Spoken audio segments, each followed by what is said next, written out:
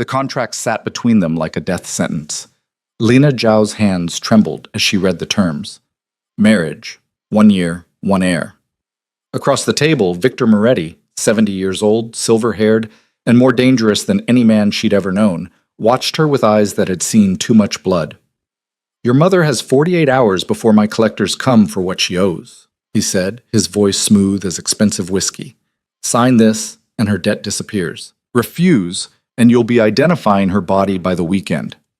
If you want to see how Lena survives this impossible deal, stay until the end, and drop a comment with your city so I can see how far this story reaches. The fluorescent lights of New York Presbyterian Hospital buzzed overhead like dying insects. Lena Zhao sat in the waiting room, her nursing scrubs still smelling of antiseptic, and the long double shift she'd just finished. Her phone vibrated for the 15th time in an hour. She didn't need to look to know who it was. The collectors. Her mother's gambling debt had spiraled so far beyond control that Lena had stopped counting the zeros. 200,000, maybe more. The kind of money that didn't just disappear, that came with interest rates designed to drown you, with men who smiled while they broke your fingers. Ms. Zhao. Lena looked up. The nurse standing in the doorway had that expression, the one healthcare workers wore when the news was bad, but they had to stay professional.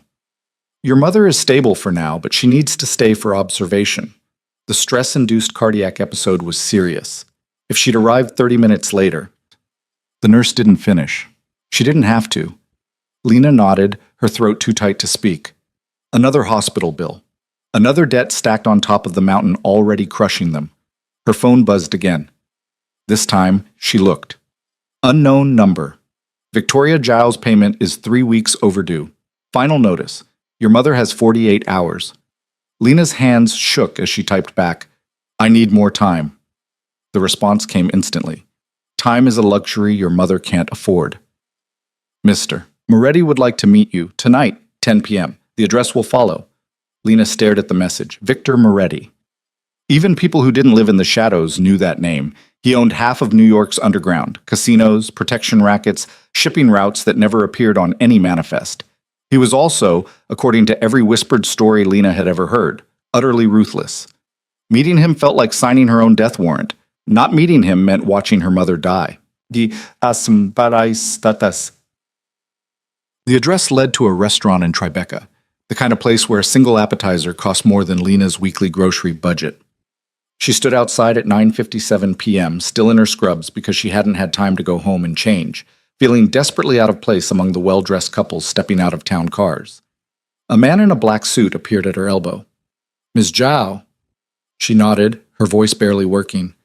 Yes. This way. He led her not through the restaurant's front entrance, but down a side alley to a private entrance. They climbed a narrow staircase to a second floor she suspected most diners didn't know existed.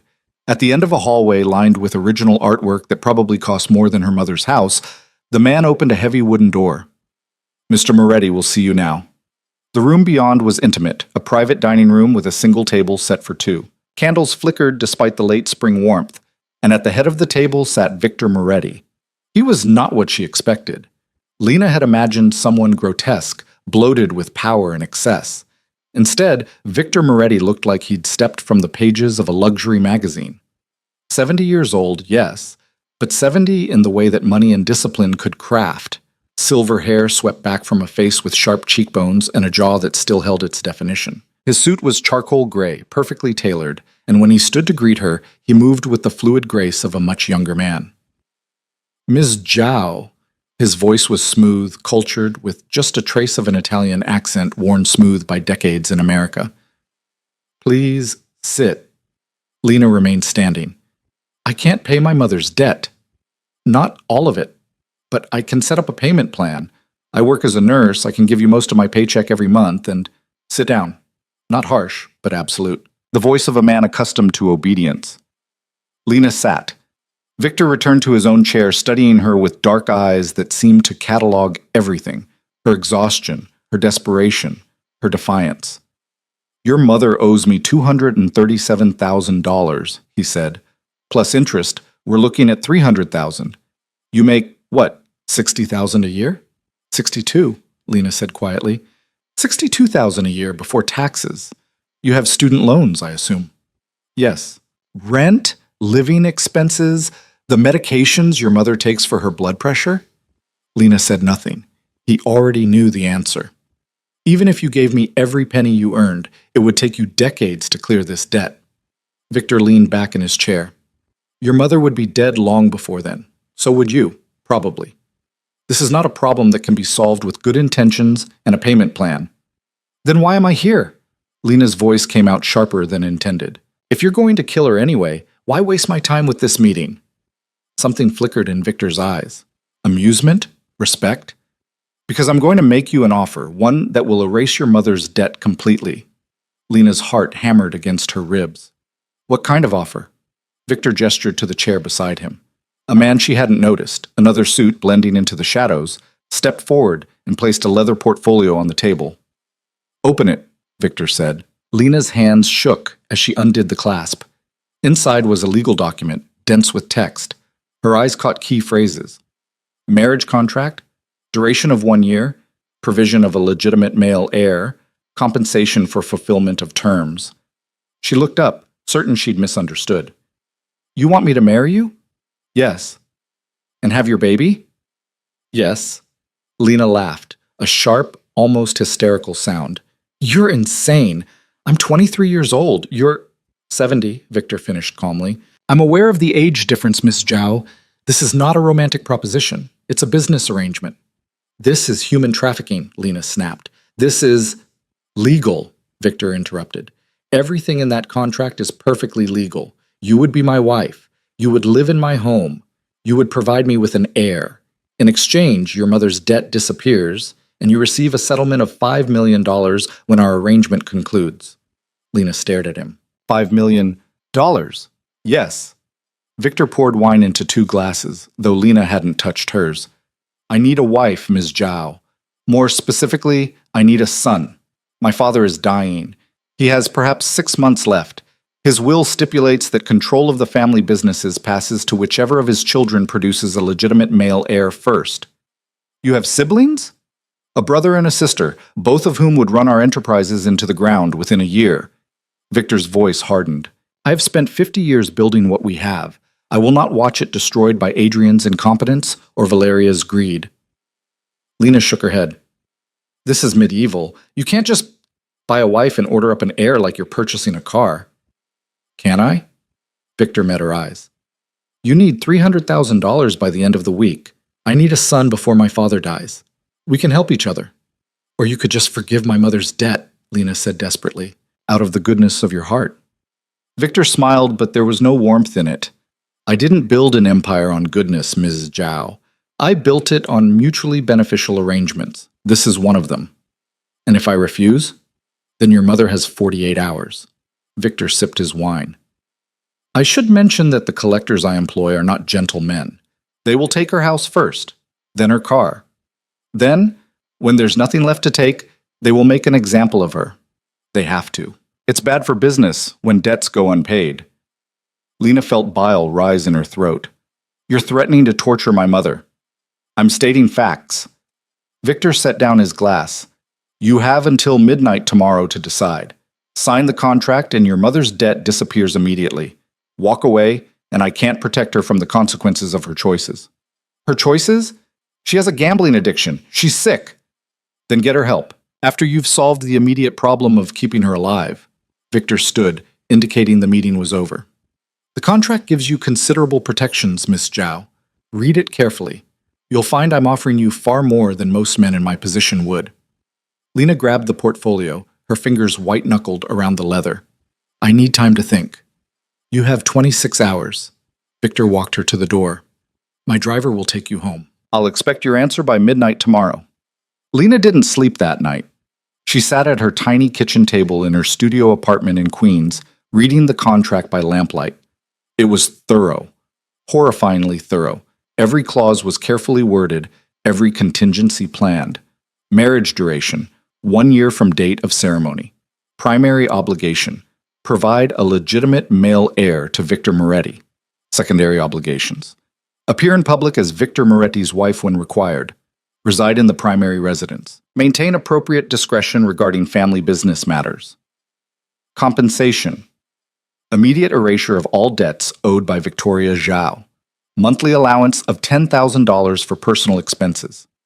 Final settlement of $5 million upon successful completion of contract terms or birth of a son, whichever comes first.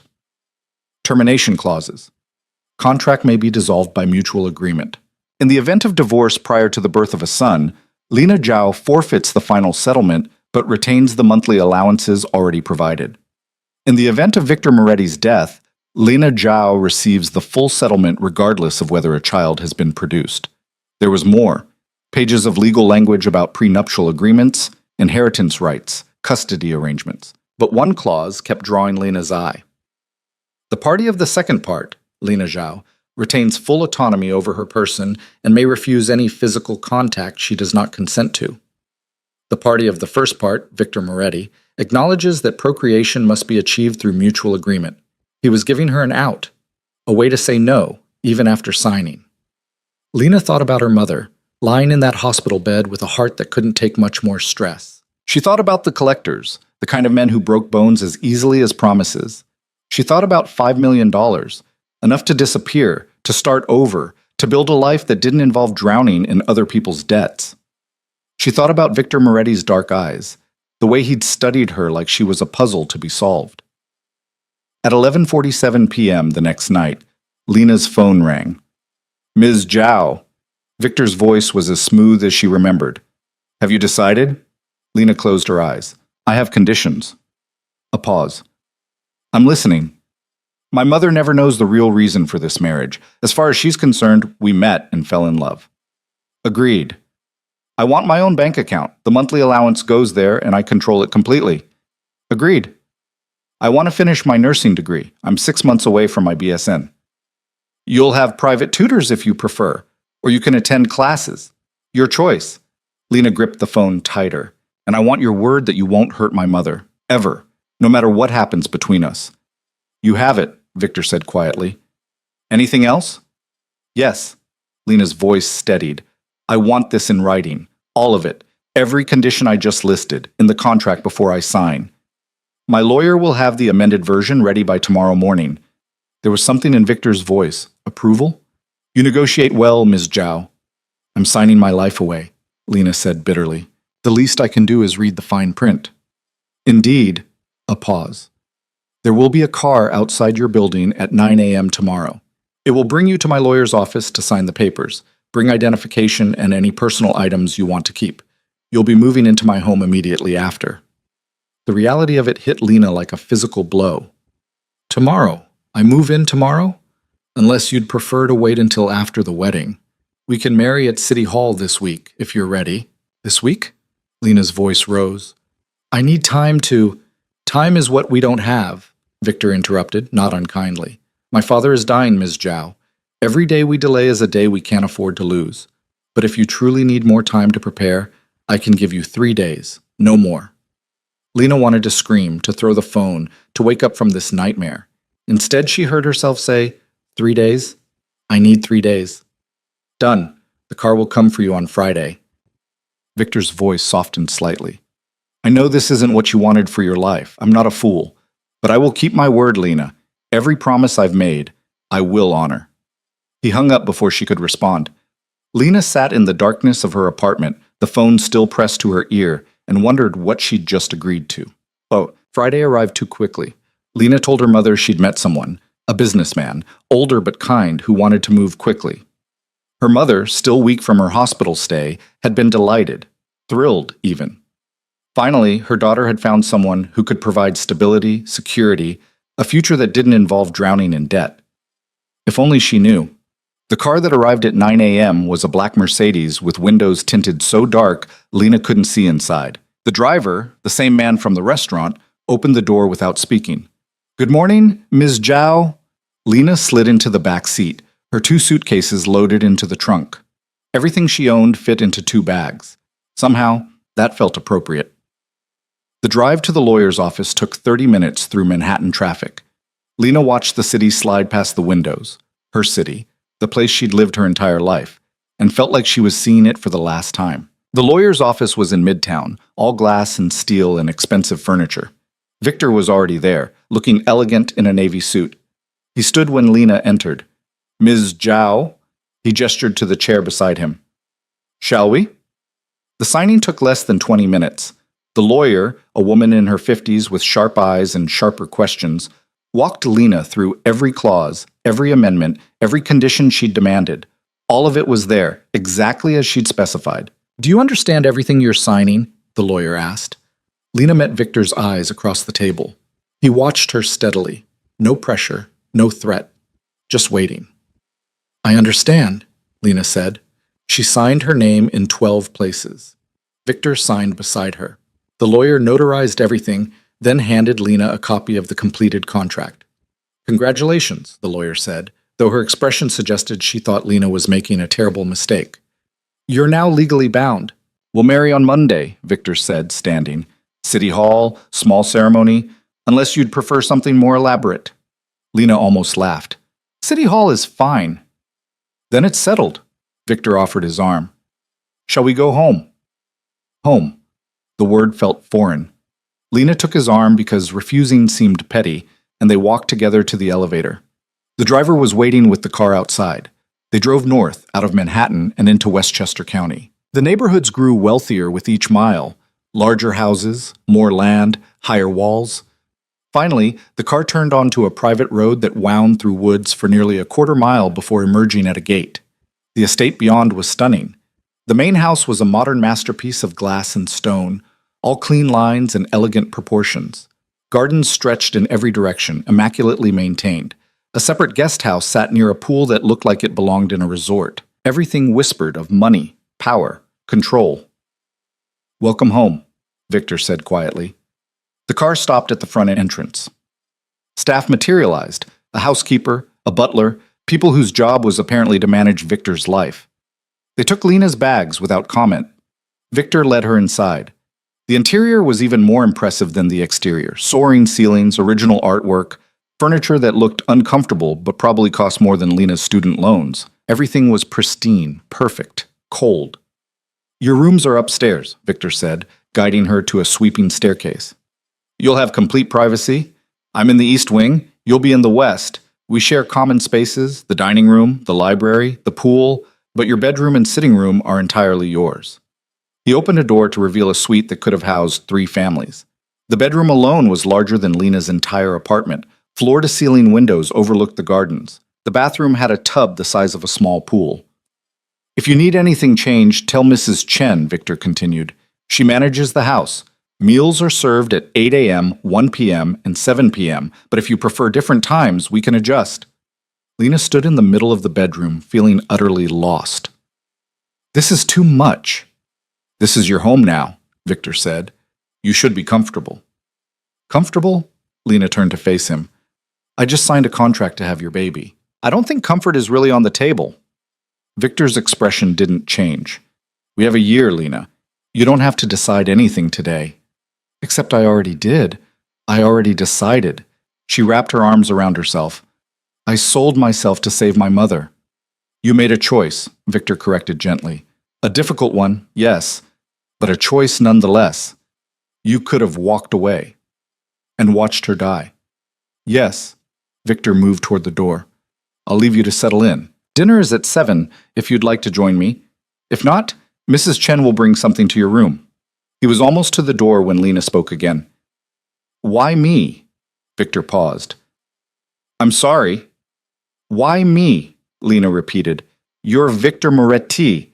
You could have any woman you wanted, younger, prettier, more suitable. So why offer this deal to me?" Victor was quiet for a long moment. When he finally spoke, his voice was thoughtful. "Because you didn't beg. When you came to that restaurant, you didn't plead or cry or offer me anything I wanted to hear. You negotiated. You demanded conditions. You fought for what mattered to you." He met her eyes. "That kind of strength is rare, Lena. And it's exactly what I need." He left before she could respond, closing the door quietly behind him. Lena stood alone in her golden cage, surrounded by luxury she'd never wanted, bound by a contract she couldn't escape, and wondered if strength would be enough to survive what came next. The weekend passed in a blur of surreal domesticity. Lena explored the house, each room more extravagant than the last. She met the staff, Mrs. Chen, the housekeeper, Marcus, the head of security, Elena, the chef, a rotating cast of gardeners, cleaners, and people whose jobs seemed to be maintaining the illusion of perfection. They were all unfailingly polite and utterly impersonal. No one asked questions. No one seemed surprised by Lena's sudden appearance. Victor kept his distance. She saw him at meals, breakfast on Saturday, dinner both nights, but their conversations remained surface level. He asked about her comfort, her needs, whether the house suited her. She answered in monosyllables, still too raw to pretend this was normal. Sunday night, unable to sleep, Lena found herself wandering the darkened house. She ended up in the library, a two-story room lined with books that actually looked read, not just decorative. She was examining a first edition of something in Italian when Victor's voice came from the doorway. "Can't sleep?" Lena jumped, nearly dropping the book. "You startled me." "My apologies." Victor entered, wearing a black robe over what looked like silk pajamas. Even at midnight, he looked elegant. "I often come here when I can't quiet my mind." "What keeps you awake?" Lena asked before she could stop herself. Victor smiled slightly. "Tonight? Tomorrow." He moved to a sidebar and poured 2 glasses of whiskey. He offered one to Lena. She took it, surprising herself.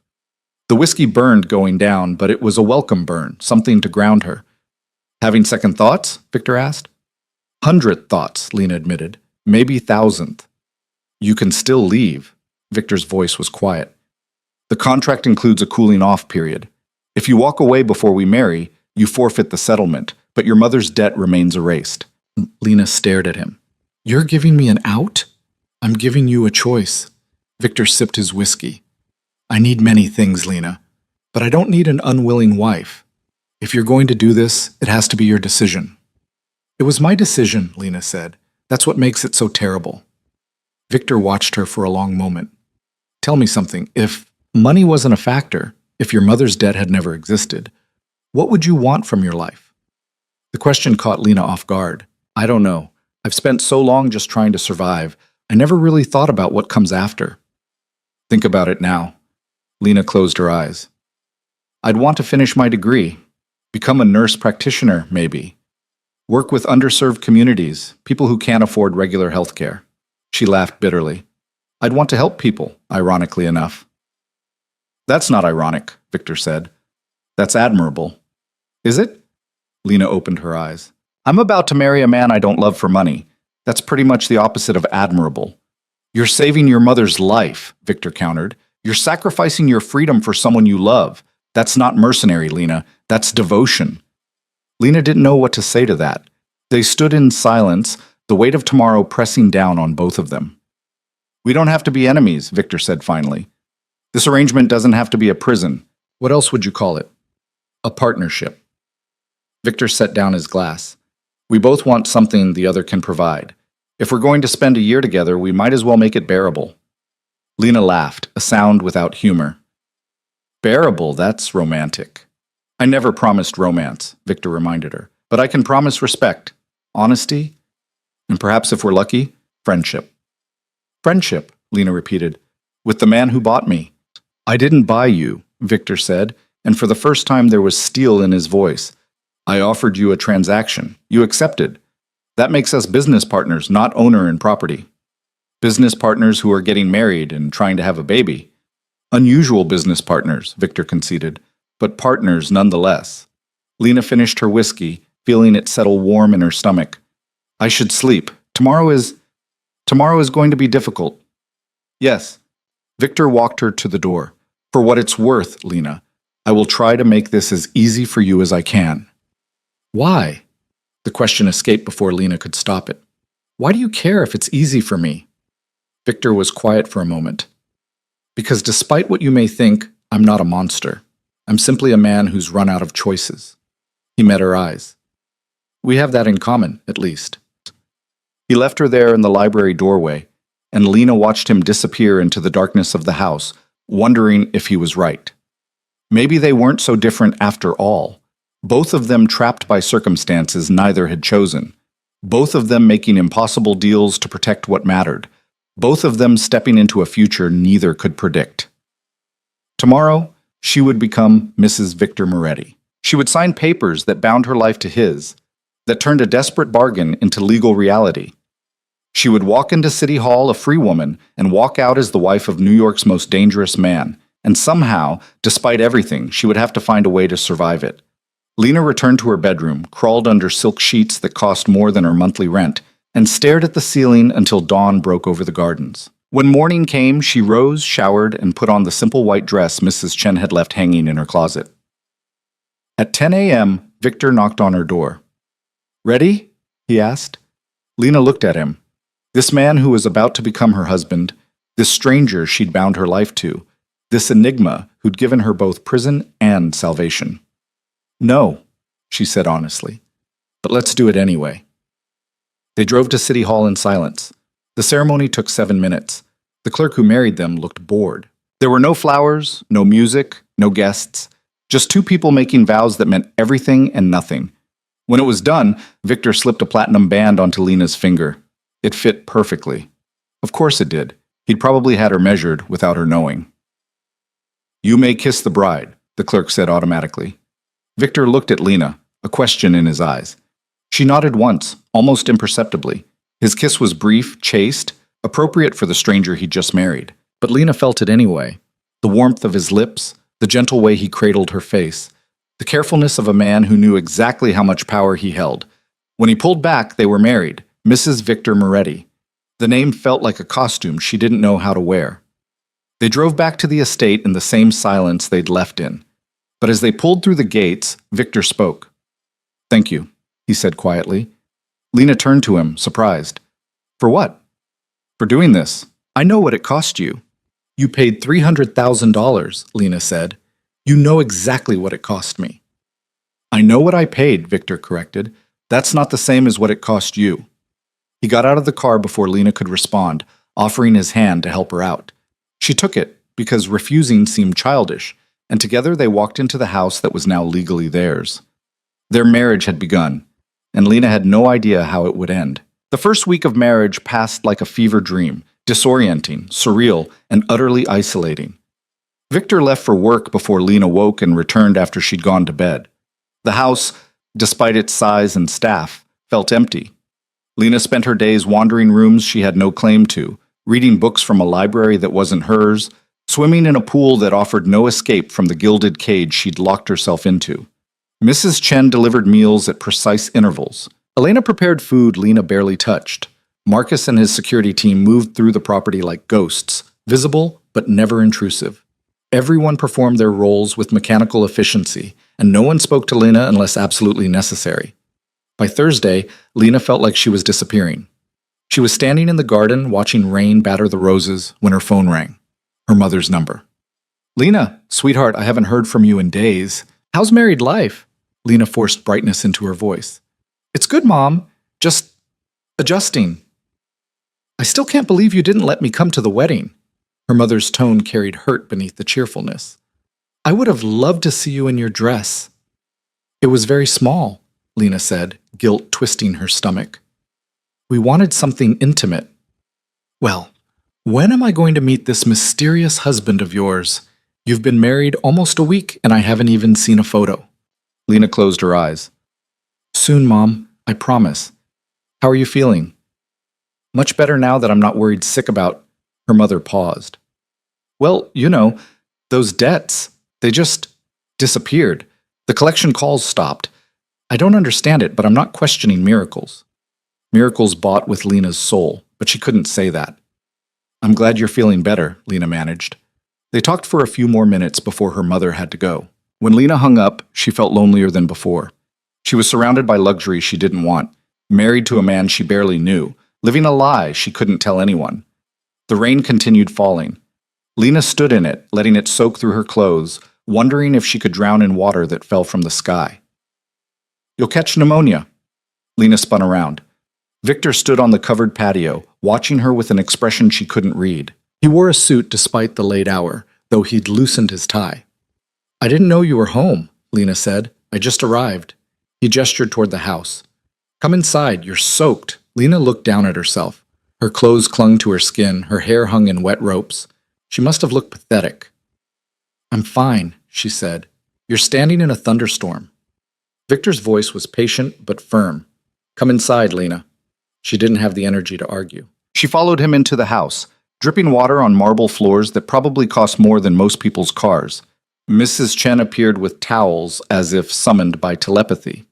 I'll draw a bath, she said, already moving toward the stairs. That's not necessary, Lena started, but Mrs. Chen was gone. Victor handed Lena one of the towels. Why were you standing in the rain? Why do you care? The question came out sharper than intended. Victor was quiet for a moment. Because you're my wife, and because you look like you're about to shatter. The unexpected gentleness in his voice nearly broke her. Lena wrapped the towel around herself, suddenly desperate to escape before she started crying. I should go upstairs, she said. Wait. Victor caught her arm, his touch light enough that she could easily pull away. Have dinner with me, please. Lena stared at him. Now? I haven't eaten. I suspect you haven't either. His dark eyes searched her face. We're married, Lena. We should probably speak to each other occasionally. Despite everything, Lena almost smiled. When you put it that way. Is that a yes? It's a yes. 20 minutes later, Lena sat across from Victor at the dining table, wearing dry clothes and feeling marginally more human. Elena had prepared pasta with a wine sauce that smelled incredible. Victor poured wine for both of them. You've been avoiding me, Lena said. I've been giving you space, Victor corrected. There's a difference. Space feels a lot like abandonment when you're alone in a house with strangers. Victor set down his wine glass. You're right. I apologize. I thought you'd want distance, time to adjust without me hovering. I don't want hovering, Lena said, but I don't want to be invisible either. You could never be invisible. Victor's voice was quiet. You light up every room you enter, whether you know it or not. Lena didn't know what to say to that. She focused on her pasta instead, the silence stretching between them. Tell me about nursing, Victor said finally. Why did you choose it? My father died when I was 12, Lena said. Cancer. The nurses at the hospital were the only people who made him feel human at the end. Not a patient, not a dying man, just him. She pushed food around her plate. I wanted to do that for other people. A noble calling. A practical one, Lena corrected. Nursing meant stable employment, good benefits, the ability to take care of my mother. And yourself? Lena looked up, surprised. What? Did you think about taking care of yourself when you chose nursing? That's not really how my life works, Lena said. I take care of other people, that's what I do. Victor studied her with those penetrating dark eyes. Perhaps that's why you're so good at it, and perhaps that's why you're standing in thunderstorms, because you've spent so long caring for everyone else. You've forgotten how to care for yourself. The observation hit too close to home. Lena deflected with a question. What about you? Why the family business? Victor's expression shifted, something hardening behind his eyes. I didn't choose it. I was born into it. My father made his fortune in shipping, legitimate shipping initially, but over the years, other opportunities presented themselves, more profitable opportunities. Illegal ones. Let's say morally ambiguous, Victor said with a slight smile. Though, yes, some cross legal boundaries. I won't insult your intelligence by pretending otherwise. Does that bother you? Lena asked. The illegal parts? It did, once. When I was young and still believed the world operated on principles of fairness and justice. Victor sipped his wine, but I learned that the law protects those who can afford it and crushes those who can't.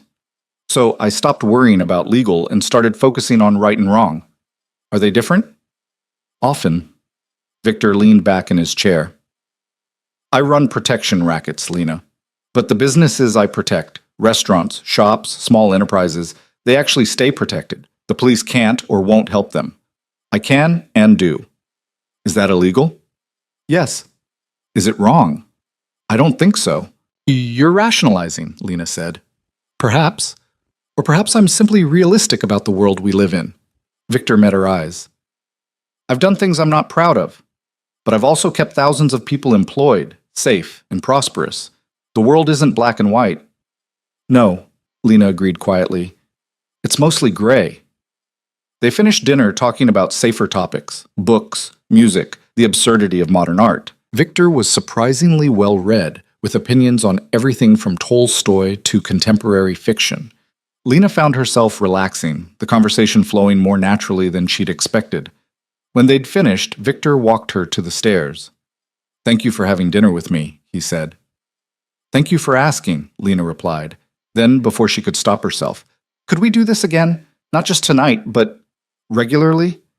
Something softened in Victor's expression. "I'd like that very much." "Good." Lena started up the stairs, then paused.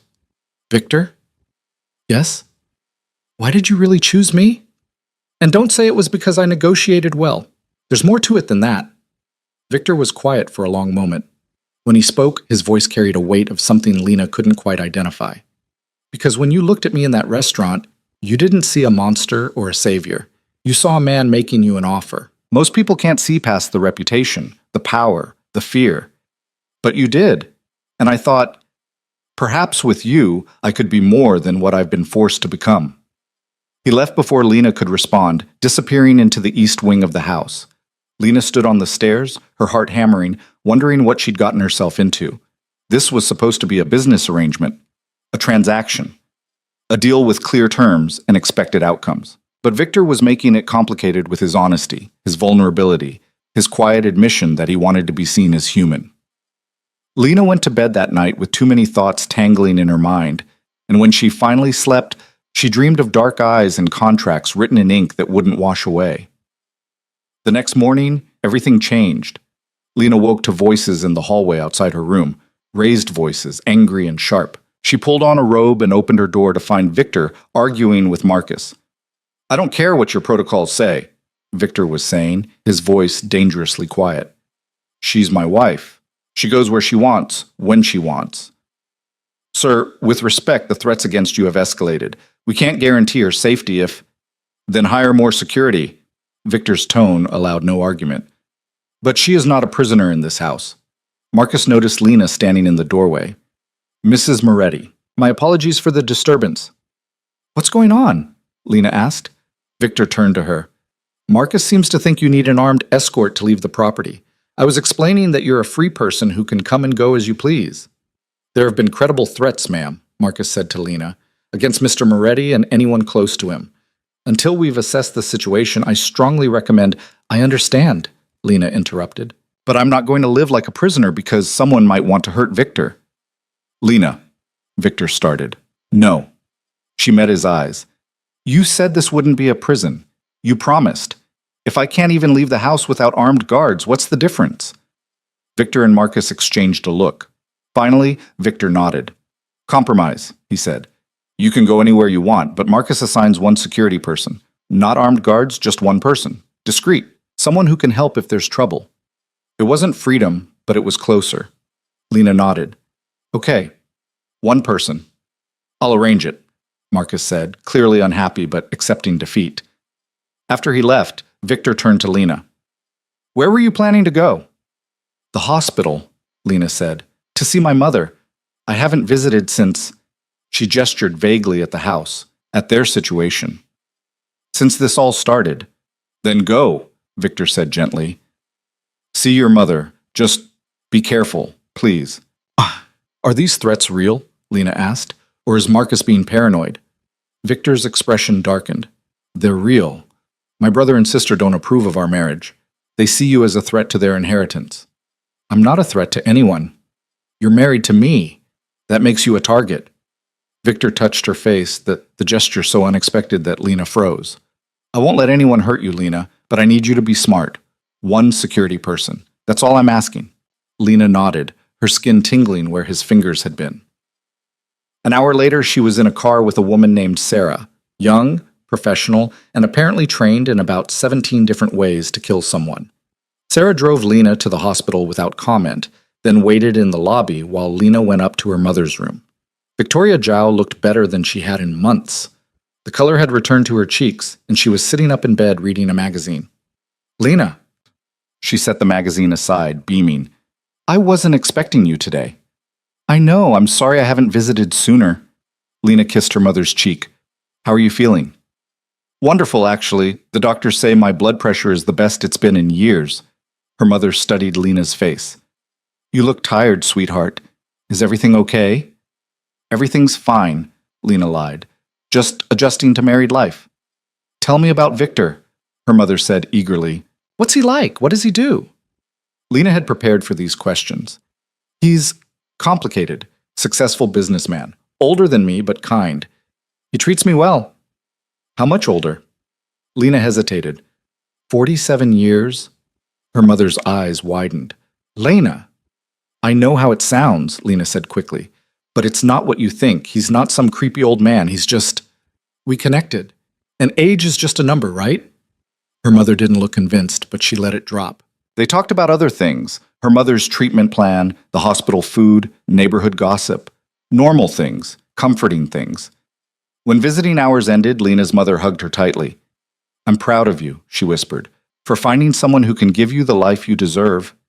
Guilt twisted in Lena's chest. Thanks, Mom. Sarah drove her back to the estate in silence. When they pulled through the gates, Lena saw an unfamiliar car in the driveway, a sleek silver Aston Martin that screamed wealth and ego. Who's that? Lena asked. Sarah's expression tightened. Adrian Moretti, Victor's brother. Ice flooded Lena's veins. He's here? Apparently. Sarah parked the car. Stay close to me, Mrs. Moretti, and don't let him bait you. They entered the house together. Voices drifted from the study, Victor's, controlled and cold, and another man's, sharp with mockery. I just wanted to meet her, the other man was saying. My new sister-in-law. You can't blame me for being curious about the girl desperate enough to marry a dying old man. Careful, Adrian. Victor's voice could have cut glass. Oh, come on. Everyone knows this is a business arrangement. You needed a womb. She needed money. It's almost romantic in its cynicism. Lena walked into the study before Sarah could stop her. Two men stood by the fireplace, Victor, rigid with controlled anger, and another man who had to be Adrian. He was younger, maybe 50, with the same dark eyes as Victor, but none of the gravitas. He looked like a man who'd never been told no, who'd coasted on family money and natural charm his entire life. Ah, Adrian said, turning to Lena with a smile that didn't reach his eyes. The bride herself, even prettier than the photos. Lena, this is my brother Adrian, Victor said, his tone making it clear this wasn't a social visit. He was just leaving. Was I? Adrian moved closer to Lena, studying her like a specimen under glass. Tell me, Lena, may I call you Lena? How does it feel to be Victor's latest acquisition? Does he keep you in a vault with his other treasures? That's enough, Victor said sharply. I'm just making conversation, Adrian protested. Getting to know the woman who's going to produce my nephew? Or is it a niece? Do you know yet? Lena met his eyes, refusing to be intimidated. I'm not an acquisition or a breeding mare. I'm Victor's wife, and you're being incredibly rude. Adrian laughed, genuinely amused. She has teeth, how delightful. Most of Victor's previous women were so compliant.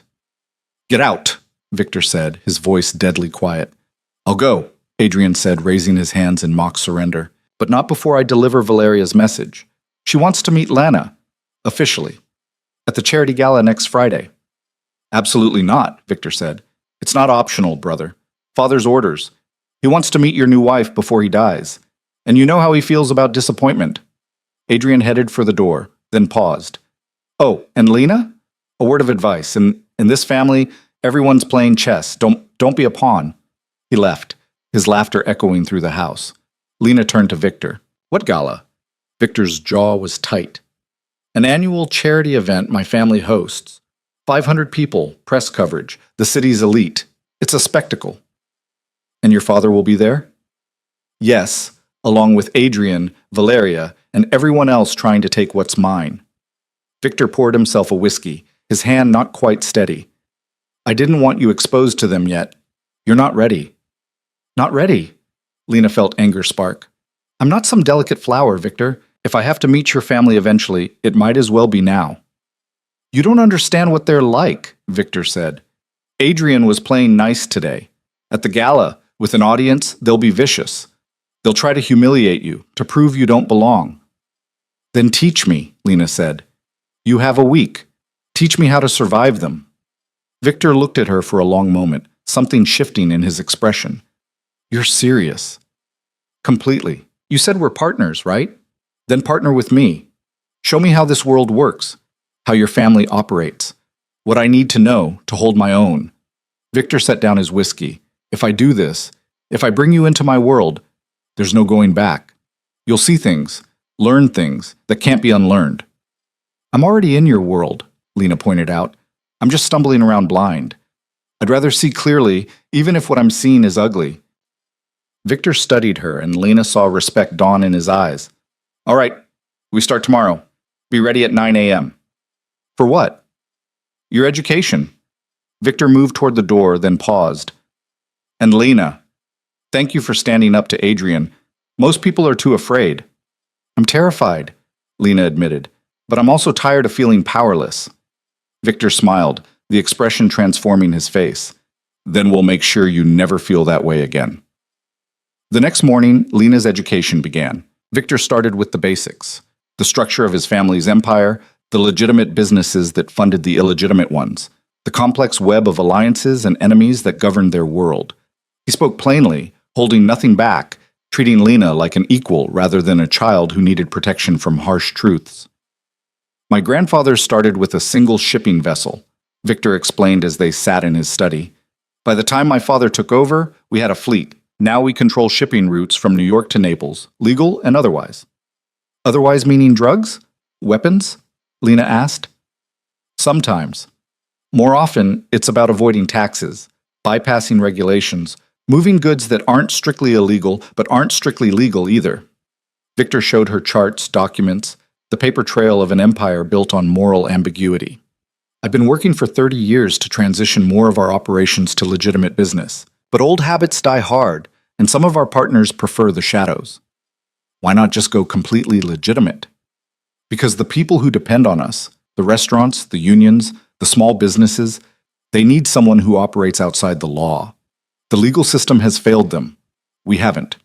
Victor's voice was firm. I'm not saying it's right. I'm saying it's necessary. Over the next few days, Victor taught Lena the unspoken rules of his world. How to read a room, identify threats, navigate conversations laden with hidden meaning, how to dress for power, speak with authority, carry herself like she belonged. At the gala, everyone will be watching you, Victor said during one of their sessions. Looking for weakness, for proof that you're out of your depth. You need to project absolute confidence, even when you're terrified. Fake it till you make it, Lena suggested. Exactly, Victor smiled. You're a quick study. They also spent time together outside of lessons. Quiet dinners where they talked about everything and nothing. Walks through the garden where Victor told stories about his childhood, about his mother who died when he was young, about the weight of inheriting an empire he'd never asked for. Did you ever want something else? Lena asked one evening as they sat by the pool, watching the sun set over the property. Once, Victor admitted, I wanted to be a professor. Literature, specifically. I love books. Loved the way stories could transport you to different worlds. What happened? My father happened. He made it very clear that my dreams were irrelevant. I was the eldest son. My duty was to the family, not to myself. Victor's voice carried old bitterness. So I gave up the university and learned to run an empire instead. Do you regret it? Every day, Victor said quietly. But regret doesn't change the past. It only poisons the present. Lena reached out, touching his hand. The gesture surprised both of them. Victor looked down at their joined hands, his expression unreadable. You're not what I expected, he said finally. What did you expect? Someone more mercenary. Someone who saw this as purely transactional. Victor turned his hand over, threading his fingers through hers. But you're not like that. You care, even when it would be easier not to. Is that good or bad? Lena asked. I don't know yet. Victor's thumb traced circles on her palm, the touch sending shivers through Lena. But I'm beginning to think it might be the best thing that's happened to me in a very long time. The moment stretched between them, weighted with possibility. Lena's heart raced. This was dangerous territory. Feeling things for Victor, letting herself see him as more than just the man who'd bought her contract. But she couldn't deny the pull she felt toward him, the way he listened when she spoke, the gentleness beneath his harsh exterior, the loneliness that echoed her own. Victor, she started, not knowing what she wanted to say. Her phone rang, shattering the moment. Lena pulled away to answer it, seeing her mother's number. Mom, is everything okay? I'm fine, sweetheart, but I had a visitor today, a woman named Valeria Moritai. She said she's Victor's sister? Lena's blood went cold. What did she want? She asked questions about you, about us, about how we met Victor. Her mother sounded worried. She was very polite, but something about her made me uncomfortable. Is everything all right, Lena? Everything's fine, Lena lied, meeting Victor's eyes across the pool. His expression had gone hard. What did you tell her? Nothing, really. I don't know much about how you met. A pause. Lena, what's going on?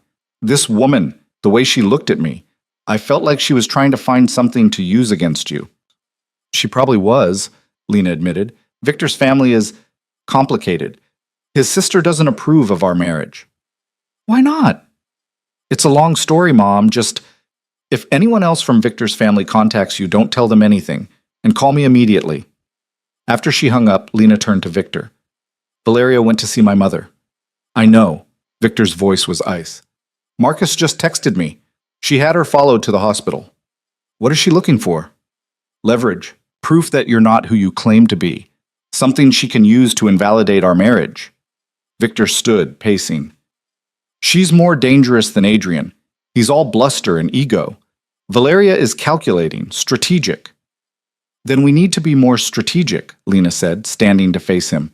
We need to control the narrative before she does. What do you have in mind? Lena thought quickly.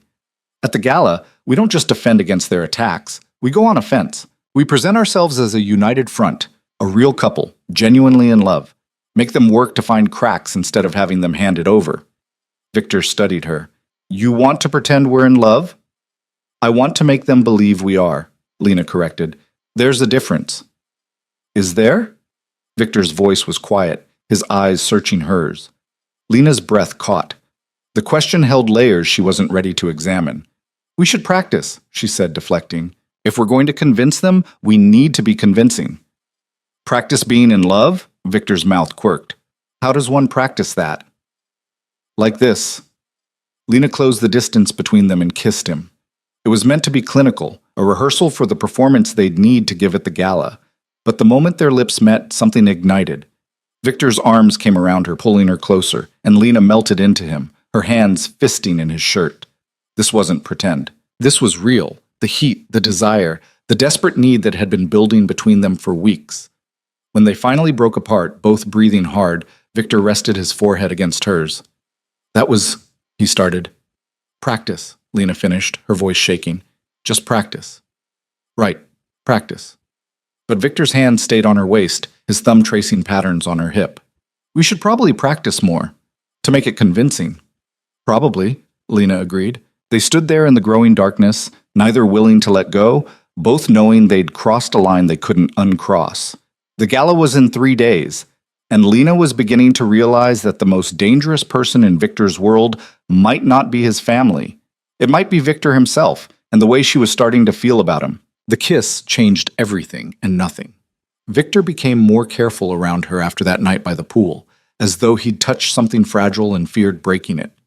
Their lessons continued, but now there was a charge in the air between them, a tension that made every accidental touch feel deliberate, every shared glance loaded with meaning. They didn't talk about what had happened. They practiced their public personas instead, learning to move as a couple, to finish each other's sentences, to communicate with nothing more than a look. Victor taught Lena how to walk into a room on his arm, how to stand beside him with her chin up and her shoulders back, projecting the kind of confidence that made people believe she belonged. You're a natural, Victor said during one of their rehearsals, watching as Lena navigated an imaginary crowd in the ballroom. You move like you were born to this.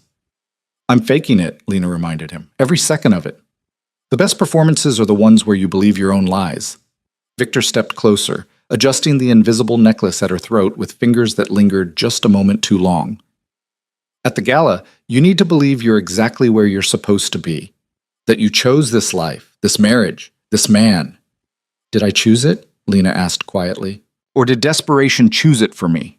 Victor's expression flickered with something that might have been pain. Does the distinction matter? It does to me. They stood facing each other in the empty ballroom, the space between them shrinking with every breath. Victor's hand came up to cup her face, his thumb tracing the line of her cheekbone. I want you to know something, he said, his voice rough. Whatever happens at the gala, whatever my family throws at you, you don't face it alone. I'll be right beside you. Why? Lena leaned into his touch despite herself. Why do you care so much? Because you're braver than anyone I've ever met, Victor said simply. And because somewhere in the middle of this arrangement, you stopped being a contract and started being someone I'd be a fool to lose.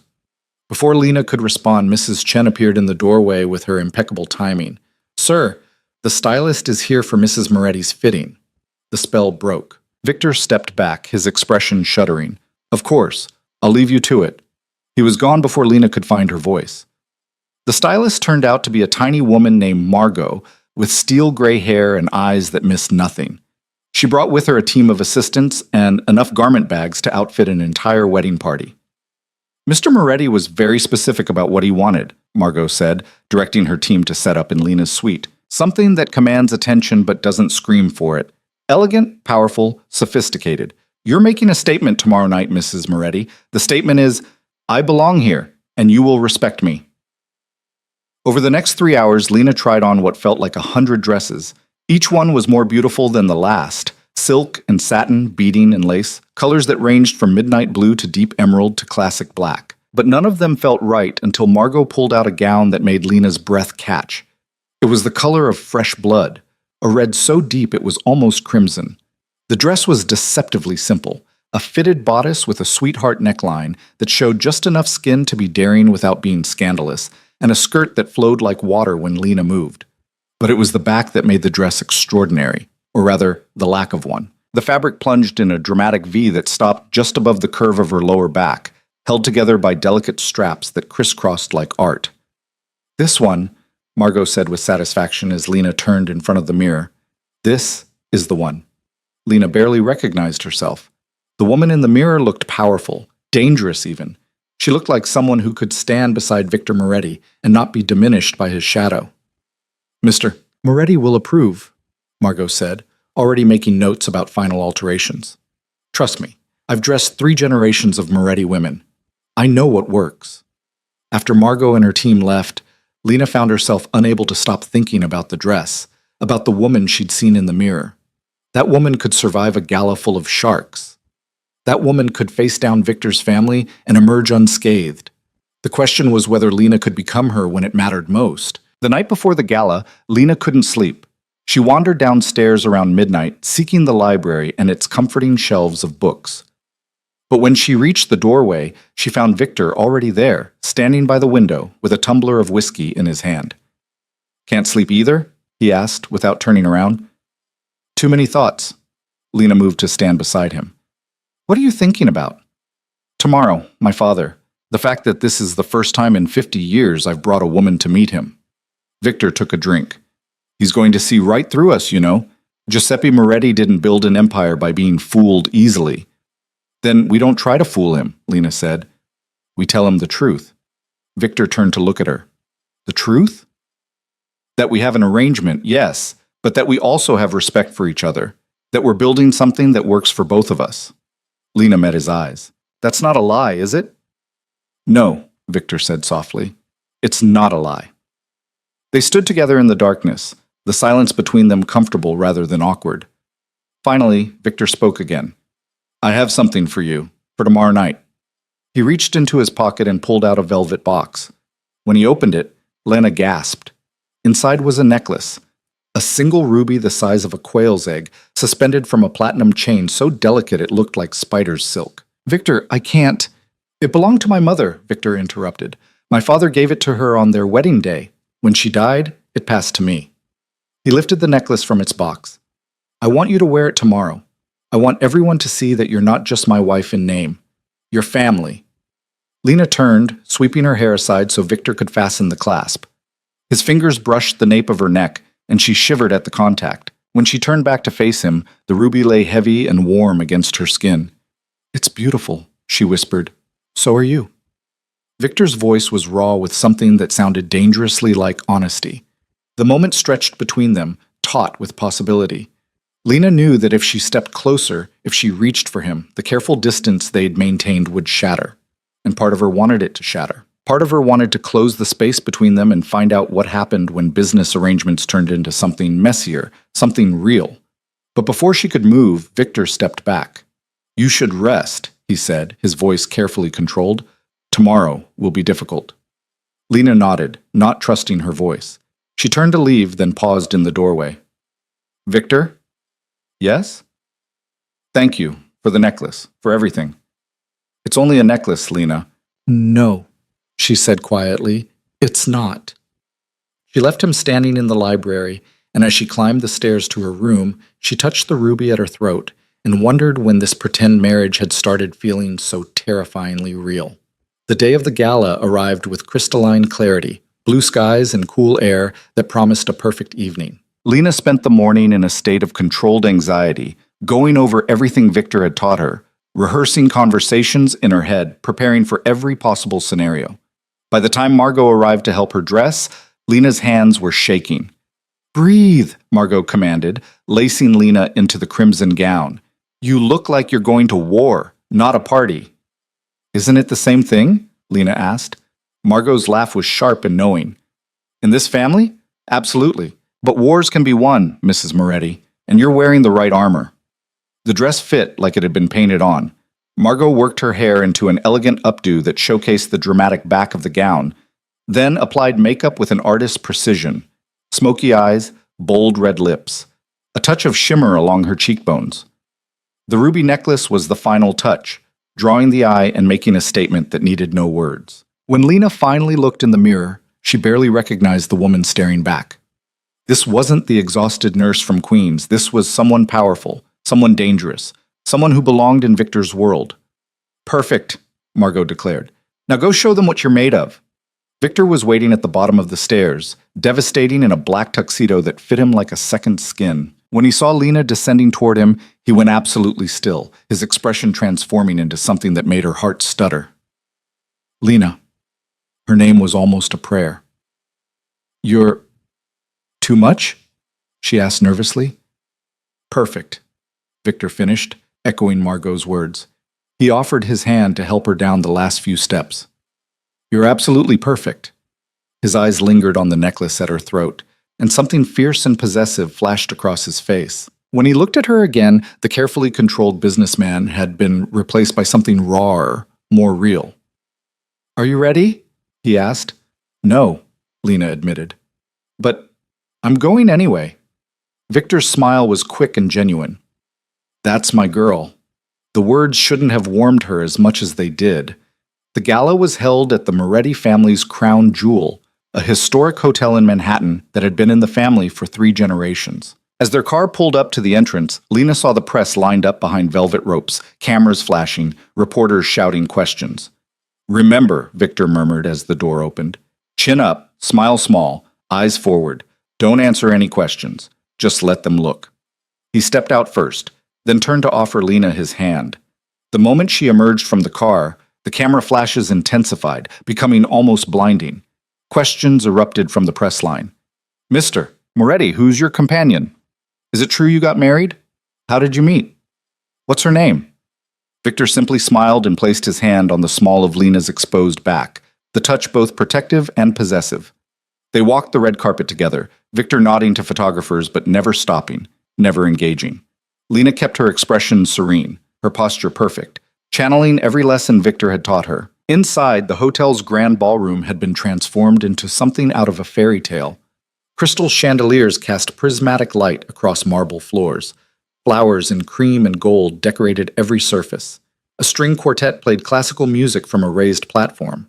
And everywhere Lena looked, there were people, hundreds of them, all dressed in their finest, all turning to stare as she entered on Victor's arm. Here we go, Victor murmured, guiding her deeper into the crowd. The next hour passed in a blur of introductions and careful conversations. Business associates, political figures, society matrons. Everyone wanted to meet Victor's mysterious new wife. Lena smiled and nodded and said as little as possible, letting Victor carry most of the conversation while she observed and learned. She was talking to a city councilman about hospital funding when a woman's voice cut through the crowd like a knife. Victor, darling, aren't you going to introduce us to your bride? Lena turned to find herself facing a woman who could only be Valeria Moretti. She was in her late 50s, beautiful in that hard-maintained way that came from excellent surgeons and rigorous discipline. Her dress was designer black, her jewelry was diamonds and ice, and her smile held all the warmth of a shark circling prey. "Valeria," Victor said, his voice carefully neutral. "This is my wife, Lena. Lena, my sister Valeria, and my brother Adrian." Adrian stood beside his sister, looking smug and predatory in his tuxedo. "We meet again, sister-in-law. You clean up nicely?" "Thank you," Lena said evenly, refusing to take the bait. Valeria's eyes traveled over Lena with surgical precision, cataloging every detail. "That's quite a dress. And mother's necklace, I see. How sentimental of you, Victor." "I thought it appropriate," Victor replied. "Lena is family now." "Is she?" Valeria's smile sharpened. "Tell me, Lena, how exactly did you and my brother meet? He's been so mysterious about the whole thing." This was the test, Lena realized. The first real attack. She felt Victor tense beside her, ready to intervene, but she touched his arm lightly. "I've got this." "At a restaurant," Lena said smoothly. "I was having dinner with a friend." Victor was at the next table. He sent over a bottle of wine, and then he came over to introduce himself. "We talked for 3 hours and never noticed the restaurant closing around us." It was a good lie. Simple, believable, romantic enough to be credible. Valeria's eyes narrowed slightly, searching for cracks in the story. "How charming. And what do you do, Lena?" "I'm a nurse. Or I was. I'm finishing my degree now." "A nurse?" Adrian's tone made it sound like a dirty word. "How wonderfully practical. And what does your family think about your whirlwind marriage to a man 50 years your senior?" 47 years, Lena corrected, her voice cool. "And my mother is delighted that I found someone who treats me with kindness and respect, qualities that seem to be in short supply, even in the best families." Adrian's smile froze. Valeria's eyes flashed with something that might have been respect or might have been rage. "Well," Valeria said, her tone saccharine, "aren't you just full of surprises? I can see why Victor chose you." "I chose him too," Lena said quietly, meeting Valeria's eyes. "That's how marriage works." Before Valeria could respond, a commanding voice cut through the tension. "Enough, Valeria. Stop circling my daughter-in-law like a vulture and bring her to me." The crowd parted like the Red Sea, and Lena saw him. Giuseppe Moretti, Victor's father, the man whose dying wish had set all of this in motion. He was in a wheelchair now, clearly diminished by illness, but his presence was still formidable. He had Victor's dark eyes, though age and sickness had dulled them, and the same sharp cheekbones. Despite his frailty, he radiated the kind of power that came from decades of absolute authority. Victor's hand tightened on Lena's back. "Father, I wasn't sure you'd make it tonight. And miss meeting the woman who finally got you to the altar? Not a chance." Giuseppe's eyes fixed on Lena with laser focus. "Come here, girl. Let me look at you." Lena approached the wheelchair, very aware of the entire ballroom watching this interaction. She could feel hundreds of eyes on her back, waiting to see how she'd handle the family patriarch. "Mr. Moretti," she said, extending her hand. "It's an honor to meet you." Giuseppe took her hand, but instead of shaking it, he turned it over, studying her palm. "A working woman's hands. That's good. I don't trust people who've never worked a day in their lives." He looked up at her face. "You're very young." 23, Lena confirmed. "And very beautiful. But I suspect you already know that." Giuseppe released her hand. "Tell me something, Lena Moretti. Why did you marry my son?" The entire ballroom seemed to hold its breath. Beside her, Victor went rigid. This was it, the moment that would define everything. Lena could lie, could spin some romantic fantasy that Giuseppe would see through in seconds. Or she could tell him the truth and face the consequences. She chose truth. "Because he offered me something I desperately needed, and I could offer him something he desperately wanted in return," Lena said steadily. "We made a deal, Mr. Moretti, a fair one, for both of us." A murmur rippled through the crowd. Valeria's expression turned triumphant. Adrian smirked. Victor's face remained carefully blank, but Lena felt his hand tremble slightly against her back. Giuseppe studied her for a long, terrible moment. Then, to everyone's shock, he laughed, a deep, genuine sound that seemed to surprise even him. "A deal," he repeated, his eyes sparkling with something that looked like delight. "Finally, someone honest. Do you know how rare that is, girl? In this room, in this family, in this goddamn city?" He looked at Victor. "You chose well, my son. At least she's not trying to lie to me." "Father," Victor started. "No, let her speak." Giuseppe waved him silent. What kind of deal, Lena? Lena took a breath, aware that she was walking a tightrope. The kind where we both get what we need and no one gets hurt. He gets a wife and heir to secure his inheritance. I get a future that doesn't involve watching everyone I love suffer. And love? Giuseppe asked, his voice sharp. Where does love factor into this deal? Lena met his eyes. Love was never part of the contract. But it's becoming part of the marriage, Giuseppe said, and it wasn't a question. I can see it. The way you stand together, the way he touches you, the way you defend him without even thinking about it. You're falling in love with my son, aren't you, girl? The accusation hung in the air like a bomb. Lena's heart hammered. She wanted to deny it, to laugh it off, to maintain the pretense of clinical detachment, but she couldn't, because somewhere between the contract signing and this moment, Giuseppe's observation had become truth. Lena started, her voice failing. She doesn't have to answer that, Victor cut in, his voice hard.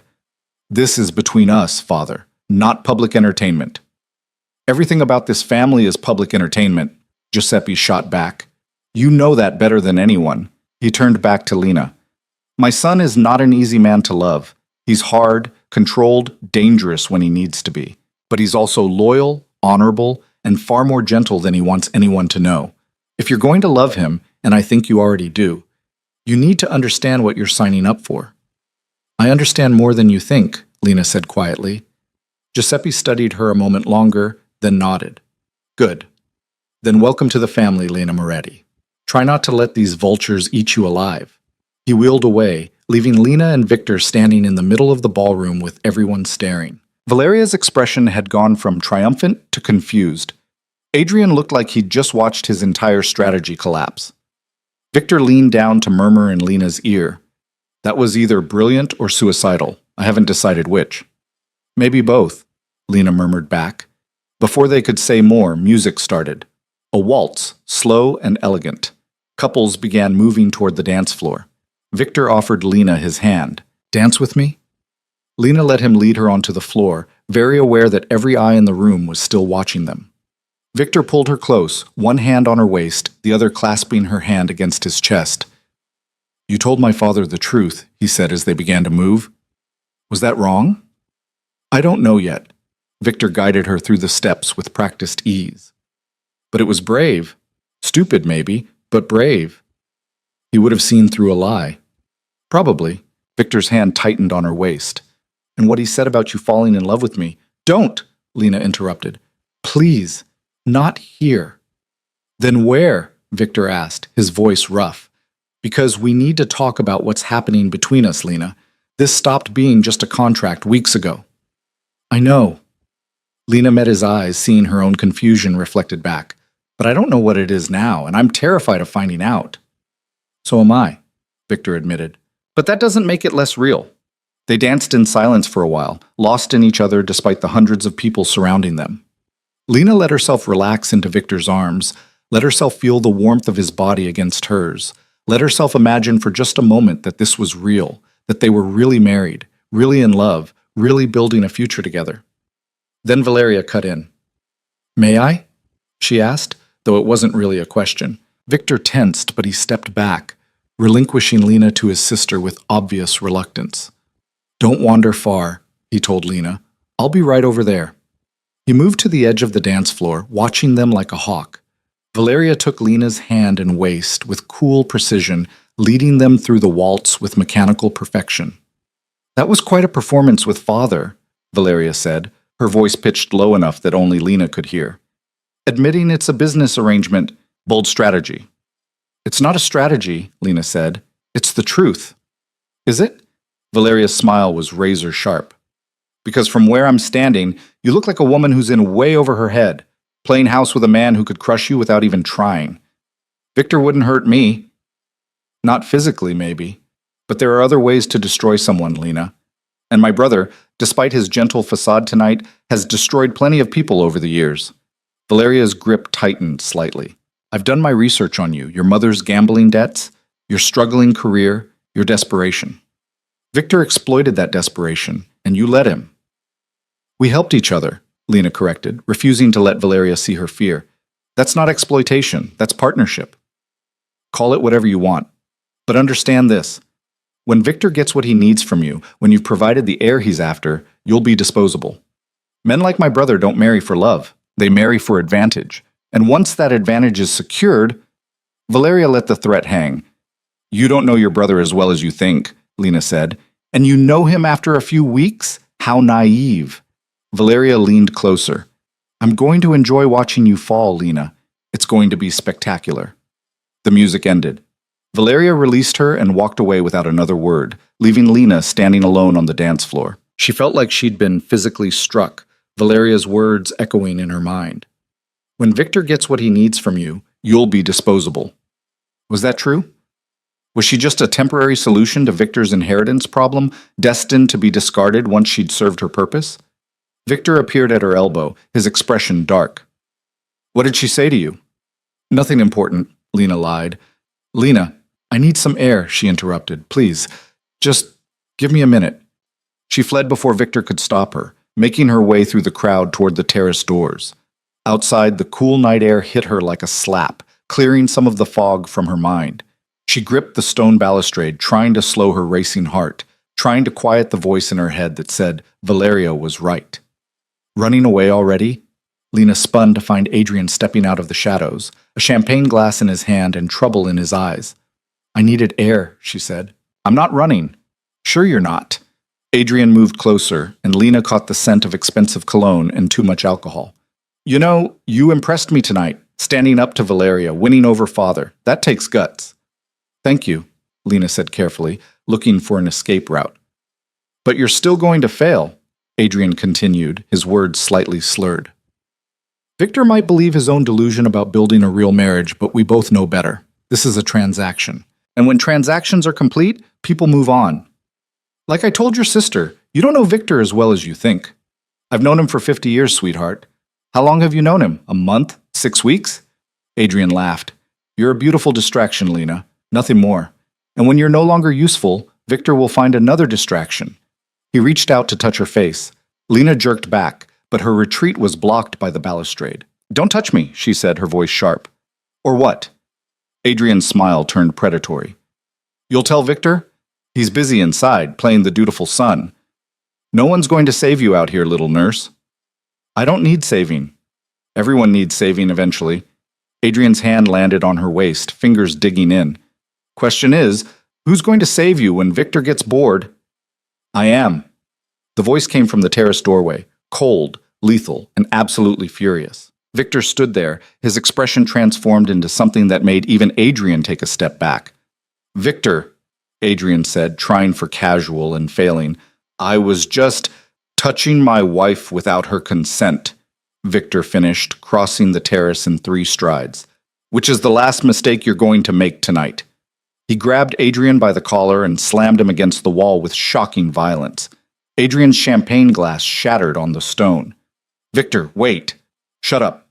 Victor's voice was deadly quiet. You're going to apologize to Lena, and then you're going to leave this gala and never come near her again. Do you understand me? She's not worth this, Adrian gasped. She's just a... Victor's fist connected with Adrian's jaw with a sickening crack. Adrian crumpled to the ground, blood streaming from his split lip. Victor! Lena grabbed his arm before he could hit Adrian again. Stop! Please! Victor looked at her, his chest heaving, his knuckles bloody. For a moment she saw the man his reputation promised. Dangerous, violent, capable of terrible things. Then his expression softened, and he was Victor again. Her Victor, the man who'd taught her to dance and given her his mother's necklace. Did he hurt you? Victor asked, his voice hoarse. No, you stopped him. Lena touched his face. I'm okay. Victor pulled her into his arms, holding her so tightly she could barely breathe. Over his shoulder, Lena saw security guards rushing onto the terrace, summoned by the commotion. They hauled Adrian to his feet and dragged him inside, leaving Lena and Victor alone in the darkness. I'm sorry, Victor murmured against her hair. I should have been watching him. I should have known he'd try something. You can't protect me from everything, Lena said. I can damn well try. Victor pulled back enough to look at her. What did he say to you? Lena hesitated, then decided on honesty. That I'm a distraction. That you'll get bored and move on once I've given you what you need. Victor's jaw tightened. And you believed him? I don't know what to believe anymore, Lena's voice broke. This was supposed to be simple. A contract, a deal, nothing complicated. But now it's all tangled up and I don't know where the pretending stops and the reality starts. I'll tell you where it stops, Victor said fiercely. It stops the moment you walked into my life and made me remember what it feels like to want something for myself instead of for the family, for the business, for the goddamn empire. His hands framed her face. You're not a distraction, Lena. You're the most real thing that's happened to me in 50 years. Victor, I'm falling in love with you, he interrupted. My father saw it before I admitted it to myself. And I know that wasn't part of the contract. I know it complicates everything, but I can't pretend anymore that this is just business. Lena's breath caught. The words she'd been afraid to hear, afraid to hope for, hung between them like a benediction. I'm falling in love with you too, she whispered, and it terrifies me. Me too. Victor's laugh was shaky. I'm 70 years old, Lena. I thought I was past feeling like this, past wanting someone so badly it hurt, past hoping for something more than duty and obligation. But here you are, making me feel like I'm 20 again and stupid with it.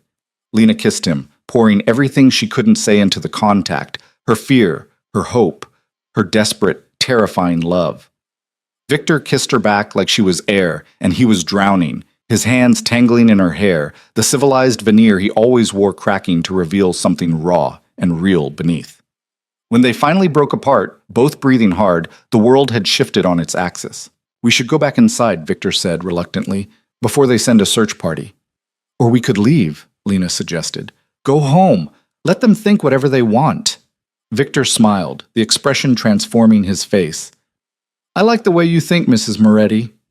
They slipped away from the gala like thieves, leaving behind the questions and the stares and the family that wanted to tear them apart. In the car, Victor pulled Lena close, and she rested her head on his shoulder, feeling something settle in her chest, something that felt dangerously like happiness. That went better than expected, Victor said dryly. Lena laughed. You punched your brother, and we admitted we're falling in love on a terrace. That's your definition of better than expected? We survived, Victor pointed out. And my father approves of you. That's a minor miracle. Valeria doesn't. If Valeria doesn't approve of anyone, Victor's arm tightened around her. She's dangerous, Lena. More dangerous than Adrian. We need to be careful. I know. Lena looked up at him. But I'm not afraid of her. Not anymore. Why not? Because I'm not alone. Lena touched his face, feeling the roughness of stubble beneath her palm. I have you, and apparently, I have your father's blessing. That's more than I had this morning. Victor kissed her forehead, gentle and reverent. You have more than that. You have me. All of me. For as long as you want me. Forever might not be long enough, Lena whispered. Then we'll figure out a way to make forever last longer. They drove through the night toward home, toward a future neither of them had planned but both of them wanted with desperate intensity. The contract that had brought them together was still there, still binding, still complicated. But beneath it, something else was growing. Something real and terrifying and worth fighting for. Behind them, the gala continued without them. Valeria and Adrian licked their wounds and plotted revenge. Giuseppe watched from his wheelchair and smiled, knowing exactly what he'd set in motion. And ahead of them, in the darkness, lay challenges they couldn't yet see. Threats that would test everything they'd built. Enemies that would stop at nothing to tear them apart. And a love that would have to prove itself stronger than every obstacle in its path. But for now, in the quiet of the car, with Lena in his arms and hope blooming in his chest, Victor allowed himself to believe that maybe, just maybe, they could survive anything, as long as they survived it together. The morning after the gala, Lena woke to find Victor's side of the bed empty. Not his bed, technically. They still maintained separate rooms, separate spaces, the careful fiction that this marriage was anything but real. Except last night, after they'd returned from the gala, Victor had walked her to her door, and she'd pulled him inside, unwilling to let the night end, unwilling to go back to the loneliness of sleeping alone. They'd fallen asleep tangled together, still in their formal clothes, too exhausted and emotionally wrung out to do anything but hold each other. And for the first time since this whole arrangement began, Lena had slept peacefully, dreamlessly, safe. Now she sat up, finding a note on the pillow where Victor's head had been. Had to handle something. Stay inside today. Please. The please was underlined twice, which told Lena everything she needed to know about how serious the threat was. She was still staring at the note when her phone rang. her mother's number. Mom, everything okay? Lena, sweetheart, there are men outside my house. Her mother's voice was tight with fear. They've been there since early this morning. They're just sitting in a car, watching. Should I call the police? Lena's blood turned to ice. Don't call anyone. I'm sending someone to you right now. Pack a bag, enough for a few days. You're coming to stay with me. Lena, what's going on? Does this have something to do with Victor? I'll explain everything when you get here. Just pack. Please, Mom. Lena hung up and immediately called Marcus. He answered on the first ring. Mrs. Moretti, I was just about to call you. There are men watching my mother's house. I need you to get her out of there, now. Already on it. I have a team en route. Marcus's voice was grim. Mr. Moretti anticipated this move. He's handling the other end. What other end? Marcus, what's happening? Valeria's making her play. She's been gathering evidence, building a case to have your marriage annulled on the grounds of fraud. The men watching your mother are private investigators trying to find proof that you and Mr. Moretti's relationship is fabricated. Lena sat down heavily on the bed. Can she do that? Annul the marriage? If she can prove coercion, deception, or that the marriage was entered into solely for financial gain with no intent to actually be married, yes. It's a long shot, but Valeria's got expensive lawyers and she's desperate. Marcus paused. Your mother will be safe, I promise.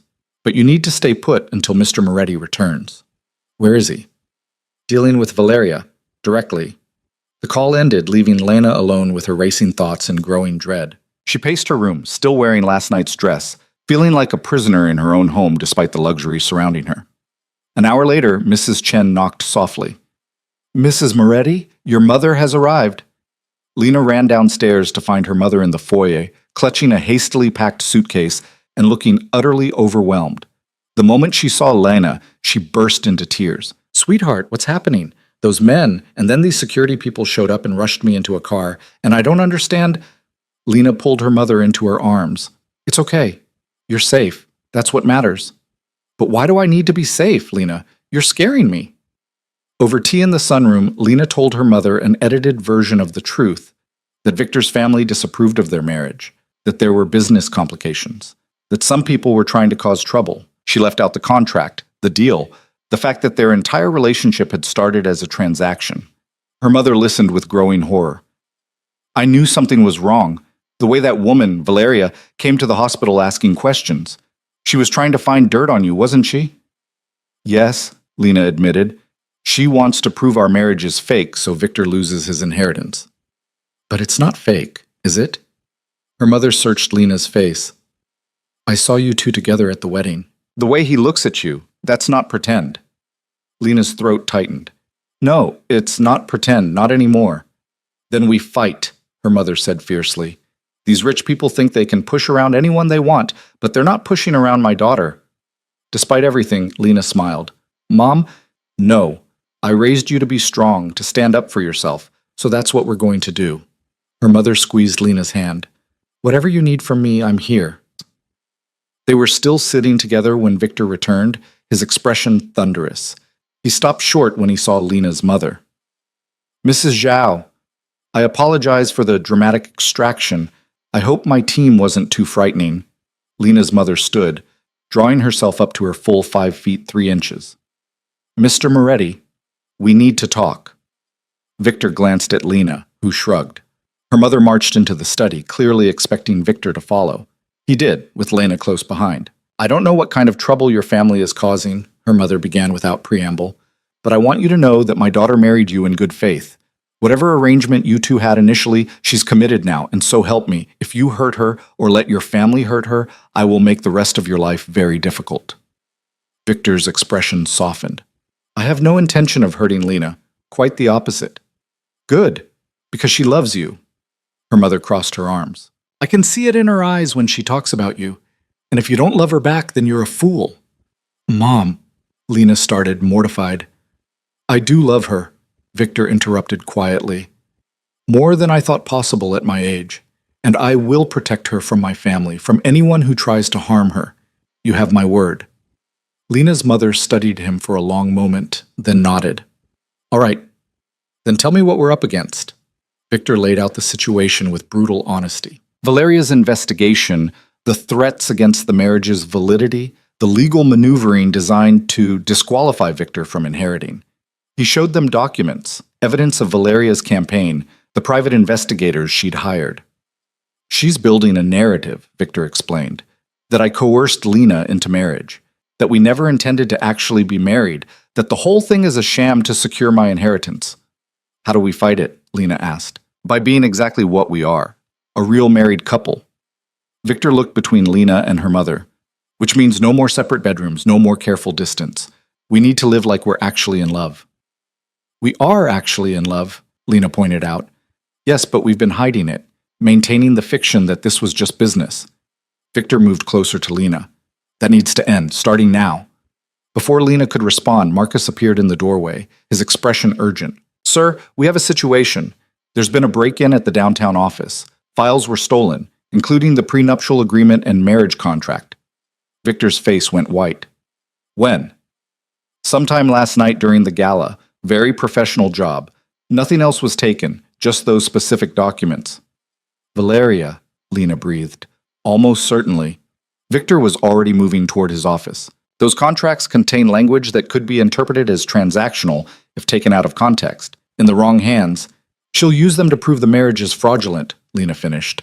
Victor turned to Marcus. Get our lawyers on this. I want to know what our legal exposure is and how quickly we can mitigate it. After Marcus left, Lena's mother spoke up. I don't understand. Why does a prenuptial agreement matter if you two are really married?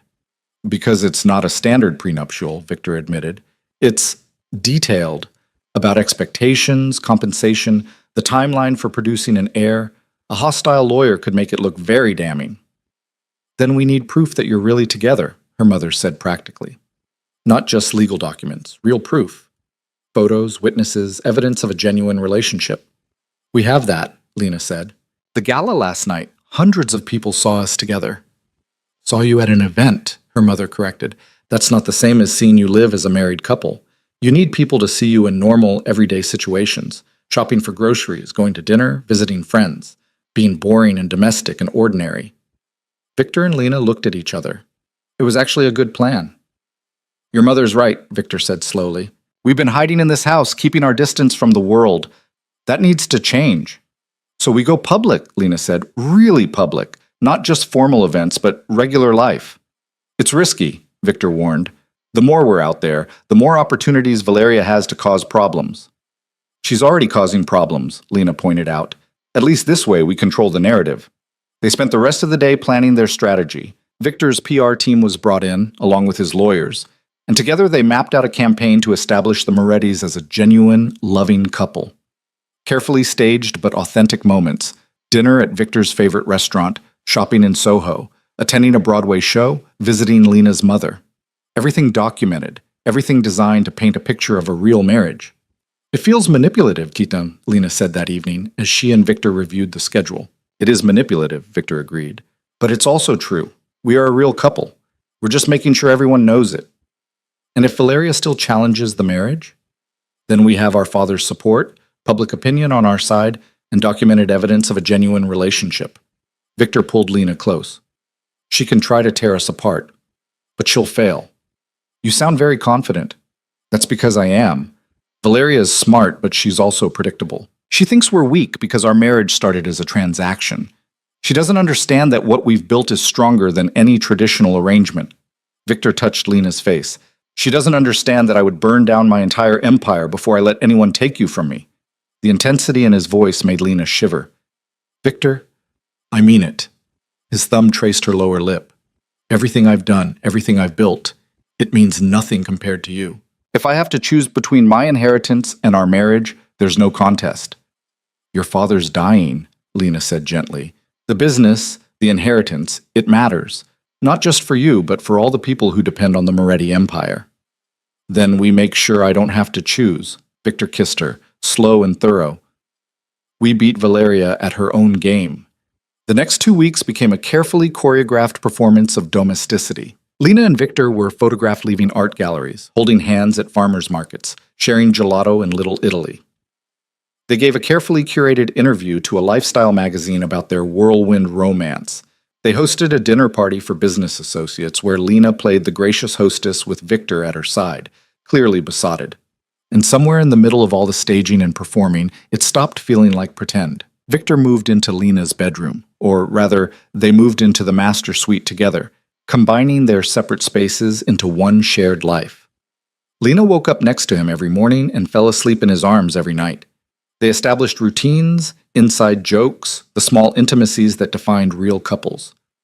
"This is nice," Lena said one morning as they had breakfast on the terrace. "Playing house." "We're not playing," Victor corrected, looking up from his newspaper. "This is our life now." "Is it?" Lena studied him. "Or is it just another performance for Valeria's benefit?" Victor set down the paper.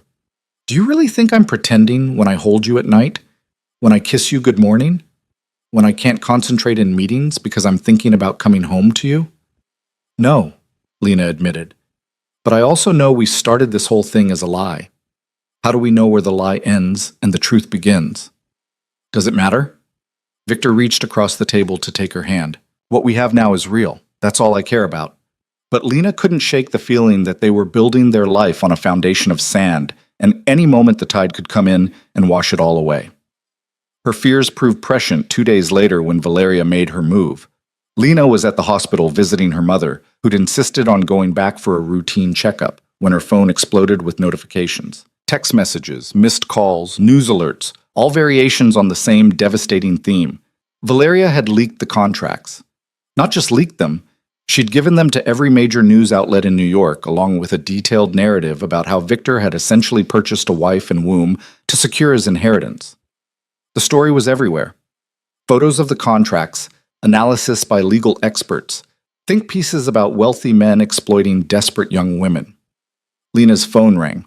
"Victor, I'm so sorry," he said immediately. "I'm handling it, I swear. My lawyers are already working on damage control."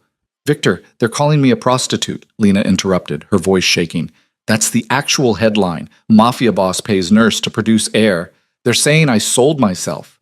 They're wrong. What we have is real." "But it didn't start that way," Lena's voice cracked. "Everything they're saying about the contract is true. You did pay me. We did have a timeline for producing a child. I did marry you to erase my mother's debt." "Lena, where are you?" "The hospital, with my mother." "Stay there. I'm coming to get you." "No." Lena watched as reporters started gathering in the hospital lobby, clearly tipped off to her location. "There are press everywhere. If you come here, it'll just make it worse." "I don't care about the press." "I do." Lena ducked into a supply closet as a reporter rounded the corner. "Victor, this is bad. This is really bad. Your father is going to see those contracts. The court is going to see them. How do we explain this?" "With the truth," Victor said firmly. "Yes, we had a contract. Yes, it started as a business arrangement. But what we have now is real. We're a real married couple who fell in love despite how we started. Will that be enough?" "It has to be." But Victor's confidence felt hollow in the face of the media firestorm. By that evening, the story had gone national. Cable news pundits debated whether the arrangement was legal. Social media exploded with hot takes. Someone even started a hashtag demanding Victor's arrest for human trafficking, despite the fact that every legal expert agreed the contracts were technically legal. Marcus smuggled Lena and her mother out of the hospital through a service entrance and back to the estate. The gates were surrounded by reporters and photographers, making the house feel more like a fortress than a home. Inside, Victor was in his study with a team of lawyers, strategizing. He looked up when Lena entered, his expression transforming from hard determination to open relief. "Thank God. Are you all right?" "No," Lena said honestly, "but I'm here." He pulled her into his arms, not caring that half a dozen lawyers were watching. "I'm going to fix this." "How?" "The whole world knows we started as a transaction. Your family knows. The courts know." Lena pulled back to look at him. "Victor, maybe we should just admit defeat. Let Valeria win. At least then this nightmare ends." "Absolutely not." Victor's voice was steel. "I don't care what the world thinks they know. I'm not giving up on us." One of the lawyers cleared his throat. "Mr. Moretti, we need to discuss your options. Given the contracts that have been made public." "The contracts are irrelevant," Victor interrupted. "They document how our marriage began, not what it's become." "The court may not see it that way," the lawyer said gently. "There's precedent for annulling marriages that were entered into under fraudulent pretenses." There was no fraud, Lena said sharply. We were both honest about what we wanted. We both entered the agreement with full knowledge and consent. Mrs. Moretti, I understand, but no, I don't think you do. Lena moved to stand beside Victor. Yes, we had a contract. Yes, there was compensation involved. But we also had respect, honesty, and clear terms. No one was coerced. No one was deceived. We made a deal, and then we fell in love. That's not fraud. That's just life. The lawyers exchanged glances. Finally, the senior attorney spoke. If you're willing to testify to that under oath, we might be able to build a case. Convince the court that while the marriage began unconventionally, it's now a genuine partnership. I'm willing, Lena said immediately. So am I, Victor added. Then we'll need to move quickly. Valeria's already filed a petition with the probate court challenging your standing as a legitimate heir. The lawyer shuffled papers. There will be a hearing in 10 days. Both of you will need to testify. After the lawyers left, Lena and Victor stood alone in the study. The weight of the coming battle pressed down on both of them. I'm sorry, Victor said quietly. I brought you into this mess. My family, my inheritance problems, none of this should be your burden. We're married, Lena reminded him. Your burdens are my burdens now. That's how this works. Even when the marriage started as a contract? Especially then. Lena took his hand. We chose this, Victor. Both of us. And I choose it again, right now. Contracts and scandals and reporters and all. Victor pulled her close, burying his face in her hair. I love you. I need you to know that. Whatever happens in that courtroom, whatever my family tries to do, I love you. I love you too. Lena held him tighter. And we're going to get through this. But even as she said it, Lena wondered if love would be enough to survive what was coming. The next 10 days were brutal. The media camped outside the estate, documenting every movement. Lena's friends from nursing school reached out, some supportive, some judging, most just curious. Her mother stood by her fiercely, giving one memorable interview where she told a reporter that her daughter's love life was none of their damn business. Giuseppe Moretti, surprisingly, issued his own statement supporting Victor and Lena's marriage. It was brief, but powerful. My son has made many choices in his life. This marriage is one of the few I'm genuinely proud of. Anyone who knows Victor and Lena can see they belong together. The how matters less than the what is. But Valeria wasn't backing down. She produced witnesses, people who claimed to have overheard conversations between Victor and his lawyers about procuring a wife. She had financial records showing the exact amount paid to erase Lena's mother's debts. She even had recordings of phone calls between Victor and his accountant discussing the investment in his marriage. She's been planning this for months, Victor said grimly as they reviewed the evidence with their legal team. Everything I said, everyone I talked to, she was listening. Then we need to be smarter than her, Lena said. The night before the hearing, neither of them could sleep. They lay in bed, tangled together, trying to memorize the feeling of peace before the storm. What if we lose? Lena whispered. We won't. But if we do? If the court annuls the marriage? Victor was quiet for a long moment. Then I lose my inheritance. Adrian or Valeria takes over the business. And I spend the rest of my life with you anyway, because I'm not letting you go regardless of what some judge says. You'd really give up everything for me? In a heartbeat. Victor turned to face her. I spent 70 years building an empire I didn't really want, following a path that was chosen for me. You're the first thing I've chosen for myself in decades. No inheritance is worth more than that. Lena kissed him, pouring every ounce of love and fear and desperate hope into the contact. They made love slowly, tenderly, like it might be the last time, both of them trying to burn the memory into their bones. Afterward, lying in the darkness, Lena made a decision. Tomorrow, she said, when we go into that courtroom, I'm going to tell them everything. The whole truth, nothing held back. Lena, no, listen. Valeria's whole case is built on the idea that we're hiding something, that our marriage is a sham we're desperately trying to cover up. So we stop hiding, we tell them exactly how this started, why we made the deal we did, and what it's become. That could backfire spectacularly, Victor warned, or it could be the thing that saves us. Lena propped herself up on one elbow. We have nothing to be ashamed of. We were two desperate people who found a way to help each other. That's not fraud. That's not exploitation. That's just two people trying to survive. Victor studied her face in the dim light filtering through the curtains. You're remarkable. Do you know that? I'm terrified, Lena corrected. You can be both. They fell asleep wrapped around each other, and for a few precious hours they forgot about courtrooms and contracts and families who wanted to destroy them. But morning came anyway, bringing with it the reckoning they could no longer avoid. The courthouse was surrounded by media, protesters, and curious onlookers.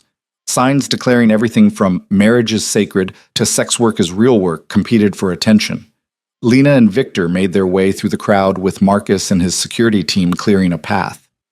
Inside the courtroom, Valeria sat with her lawyers, looking confident and perfectly composed.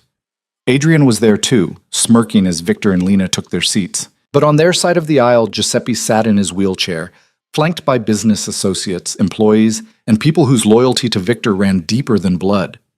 The hearing began with Valeria's lawyers laying out their case.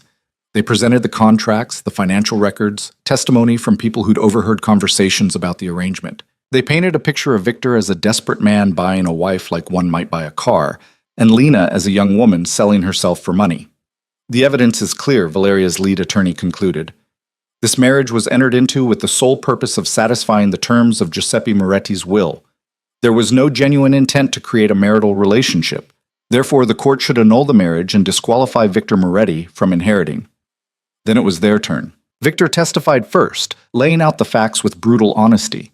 Yes, he'd offered Lena a contract. Yes, there had been financial compensation. Yes, the goal had been to produce an heir before his father died. But what began as a business arrangement became something neither of us expected, Victor said, looking directly at the judge. I fell in love with my wife, not because I had to, not because the contract required it, but because she's extraordinary, and being with her makes me want to be a better man than I've been. When it was Lena's turn, she took the stand with her heart hammering but her head high. I want to be very clear about something, she began. I married Victor Moretti to save my mother's life. That's the truth. She had gambling debts she couldn't pay, and men were going to hurt her if I didn't find a way to settle them. Victor offered me a solution. It wasn't romantic. It wasn't conventional, but it was honest. Valeria's lawyer stood. So you admit you married solely for financial gain? No, Lena said firmly. I married to save someone I love. The financial aspect was part of the arrangement, yes, but the marriage, the real marriage, that came later. How convenient, the lawyer sneered. It's not convenient at all, Lena shot back. It's messy and complicated and nothing like what either of us planned. But it's real. Victor is my husband. I am his wife. We love each other, and I don't care how it started. What matters is what it's become. She looked at Victor across the courtroom. He gave her a small nod, his eyes shining with pride and love. I've made a lot of choices in my life that I'm not proud of, Lena continued, but marrying Victor Moretti isn't one of them. Yes, we had a contract. Yes, there were terms and conditions and financial considerations, but we also had respect, honesty, and a genuine desire to help each other. Is that really so different from traditional marriages where people consider financial stability, family approval, and practical concerns before saying I do? The courtroom was silent. Even Valeria's lawyer seemed momentarily speechless. The only difference between our marriage and countless others, Lena said quietly, is that we were honest enough to write down what most couples just think but never say. We put our hopes and fears and expectations in a contract instead of pretending they didn't exist. And then, despite all our careful planning, we fell in love anyway. If that's not the definition of a real marriage, the messy, unpredictable, beautiful collision of two lives, then I don't know what is. She stepped down from the witness stand and returned to her seat. Victor reached for her hand under the table, squeezing tight. The judge called for a brief recess. Lena and Victor huddled with their lawyers while Valeria conferred with hers across the aisle. That was quite a speech, their attorney said. Whether it's enough. It was the truth, Lena said simply. That has to count for something. When court resumed, the judge looked thoughtful. I've reviewed the contracts in question along with the testimony provided today. This is indeed an unusual case. However, unusual is not the same as illegal or fraudulent.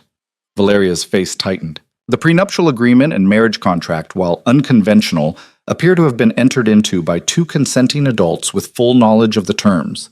There's no evidence of coercion, deception, or undue influence. What I see is two people who made a practical arrangement that evolved into something more. Victor's hand tightened on Lena's. Mrs. Moretti's testimony was particularly illuminating, the judge continued. Her point about written versus unwritten expectations in marriage is well taken. Many marriages begin with practical considerations. The fact that this couple was honest enough to formalize those considerations doesn't make their subsequent relationship less valid. Your Honor, Valeria's lawyer tried to interrupt. I'm not finished. The judge's tone was sharp. I'm also swayed by the testimony of Giuseppe Moretti, who supports this union despite being the person whose will is in question. His statement suggests he believes his son's marriage is genuine, which carries significant weight. Lena barely dared to breathe. Therefore, this court finds no grounds to annul the marriage of Victor and Lena Moretti. The marriage stands. The petition is denied. The gavel came down, and for a moment, Lena couldn't process what she'd heard. Then Victor pulled her into his arms, and she realized they'd won. They'd actually won. Behind them, Giuseppe was applauding, his weathered face split in a genuine smile. Around the courtroom, supporters joined in. Valeria sat frozen, her expression murderous, while Adrian had already stormed out.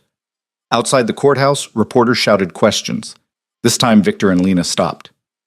We have a brief statement, Victor said, his arm around Lena. Our marriage began unconventionally, that's true. But what it's become is real, powerful, and ours. We're grateful the court recognized that love doesn't always follow a predictable path. And we hope our story reminds people that honesty, even uncomfortable honesty, is the foundation of any lasting relationship.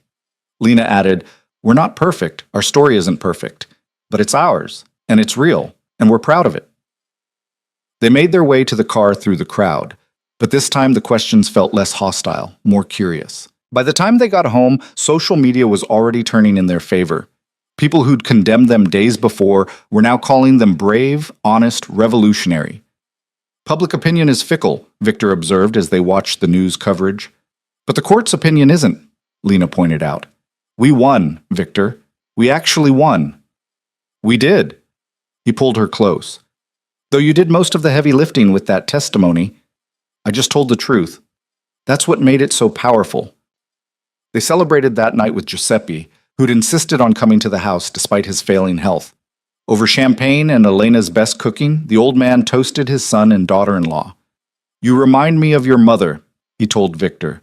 She would have liked Lena very much, both of them too stubborn to take the easy path. Thank you, Father, Victor said quietly. Don't thank me yet. Now comes the hard part. Actually running the business together, building a life, maybe giving me a grandson before I die. Giuseppe's eyes twinkled. No pressure. Lena laughed, surprised by how comfortable she felt in this moment. She'd been so afraid of Victor's father, of his judgment, of failing to measure up to some impossible standard. But Giuseppe wasn't judging her. He was welcoming her, accepting her, seeing her as family. After he left, Lena and Victor stood on the terrace, looking out over the gardens they'd walked through so many times over the past months. I keep waiting for the other shoe to drop, Lena admitted, for something else to go wrong. Valeria's not done, Victor warned. She'll regroup, find another angle. Adrian, too. But we'll face it together. Always. Victor turned her to face him. I know this wasn't the marriage you imagined when you were young. The white dress, the church wedding, the Prince Charming who swept you off your feet. No, Lena agreed. It was better. Because it was real from the start, even when we were pretending it wasn't. And because I didn't need a prince. I needed a partner. Someone who saw me as an equal, who respected my strength, who wasn't afraid of my sharp edges. Your sharp edges are my favorite part, Victor said with a smile. Good, because they're not going anywhere. They kissed under the stars and Lena felt something settle in her chest. The certainty that whatever came next, they would face it together. The contract that had brought them together was meaningless now. What mattered was the commitment they'd chosen, the love they'd built, the future they were creating one complicated, beautiful day at a time. Inside the house, her phone buzzed with a message from her mother. So proud of you, sweetheart.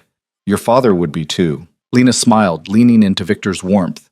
And for the first time since this whole impossible journey began, she let herself believe that maybe, just maybe, everything was going to be all right. The victory in court should have been the end of it, but Lena had lived in Victor's world long enough to know that wars were rarely won with a single battle.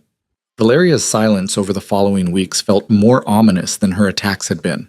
No leaked documents, no media campaigns, no legal maneuvers, just quiet. And quiet from Valeria Moretti was never a good sign. She's planning something, Victor said one morning over breakfast, scrolling through reports from his security team. She's meeting with offshore investors, liquidating some of her assets. Marcus thinks she's preparing to make a move on the business directly. Can she do that? Lena asked, setting down her coffee. If she gets enough board members on her side, she can call for a vote of no confidence. Force me out as CEO, even if I do inherit. Victor's jaw tightened. She's been talking to the old guard, the men who worked with my grandfather. They're not comfortable with change, and I've been pushing for legitimate business operations. Valeria's promising them a return to the old ways. The profitable, illegal ways, Lena said. Exactly. Victor closed his laptop. We won the legal battle. Now we're fighting a political one. But before they could strategize further, Mrs. Chen appeared in the doorway, her usually composed face tight with concern. Mr. Moretti, your father's caretaker just called. He's asking for you both. Immediately. They found Giuseppe in his bedroom, looking frailer than Lena had ever seen him. The past months had taken their toll. His skin was paper thin, his breathing labored, but his eyes were still sharp when they landed on Victor and Lena. Sit, he ordered, gesturing to chairs that had been placed beside his bed. Both of you. We need to talk while I still have the strength. Victor took his father's hand. Father, you should rest. I'll have plenty of time to rest when I'm dead. Giuseppe's laugh turned into a cough. When he recovered, he looked at Lena. How are you feeling, daughter? You look pale. Lena had been feeling off for days, exhausted, nauseous, her emotions swinging wildly. She'd attributed it to stress from the court case and its aftermath. I'm fine, just tired. Giuseppe's eyes narrowed. When was your last cycle? The question was so direct, so unexpected that Lena blinked. I don't answer the question. Lena tried to remember, counting back weeks in her head. When she realized how long it had been, her heart stopped. 6 weeks, maybe 7. Have you taken a test? Giuseppe asked. No, I just thought. Lena looked at Victor, seeing her own shock reflected in his face. It's probably just stress. The court case, everything with Valeria. Or you're pregnant, Giuseppe interrupted, which would explain the fatigue, the nausea, and the fact that you've been avoiding coffee for the past week. Lena realized he was right. She'd been unconsciously pushing away her morning coffee, the smell making her stomach turn. Other symptoms clicked into place, the tenderness in her breasts, the dizziness when she stood too quickly, the overwhelming need for sleep. I'll send for a doctor, Victor said, already reaching for his phone. No need. Giuseppe gestured to his nightstand where a pregnancy test sat, still in its box. I had my nurse pick one up, call it an old man's intuition. Lena took the box with shaking hands. You want me to take this now? I'm dying, child. I don't have time for suspense. Giuseppe's tone was gentle despite the words. Go. We'll wait. The bathroom attached to Giuseppe's suite felt surreal as Lena unwrapped the test with trembling fingers. She'd thought about this moment, dreamed about it, feared it, ever since signing the contract. The whole point of her marriage to Victor had been to produce an heir. But somewhere along the way, the clinical goal had been replaced by something more complex. If she was pregnant, it wasn't because a contract required it. It was because she and Victor had fallen in love, had built a real marriage, had chosen each other over and over again. 3 minutes felt like 3 hours. When Lena finally looked at the test, 2 pink lines stared back at her, clear and unmistakable. Pregnant. She walked back into the bedroom on unsteady legs, holding the test like it might explode. Victor stood the moment he saw her face. Lena? She couldn't speak. She just held out the test. Victor took it, stared at it, then looked at her with an expression of such raw, overwhelming joy that Lena's eyes filled with tears. We're having a baby, he whispered. We're having a baby, Lena confirmed, and suddenly she was laughing and crying at the same time, and Victor was pulling her into his arms, and Giuseppe was applauding from his bed. Finally, the old man said, his voice thick with emotion. A great-grandchild. I was beginning to think I'd die before seeing this day.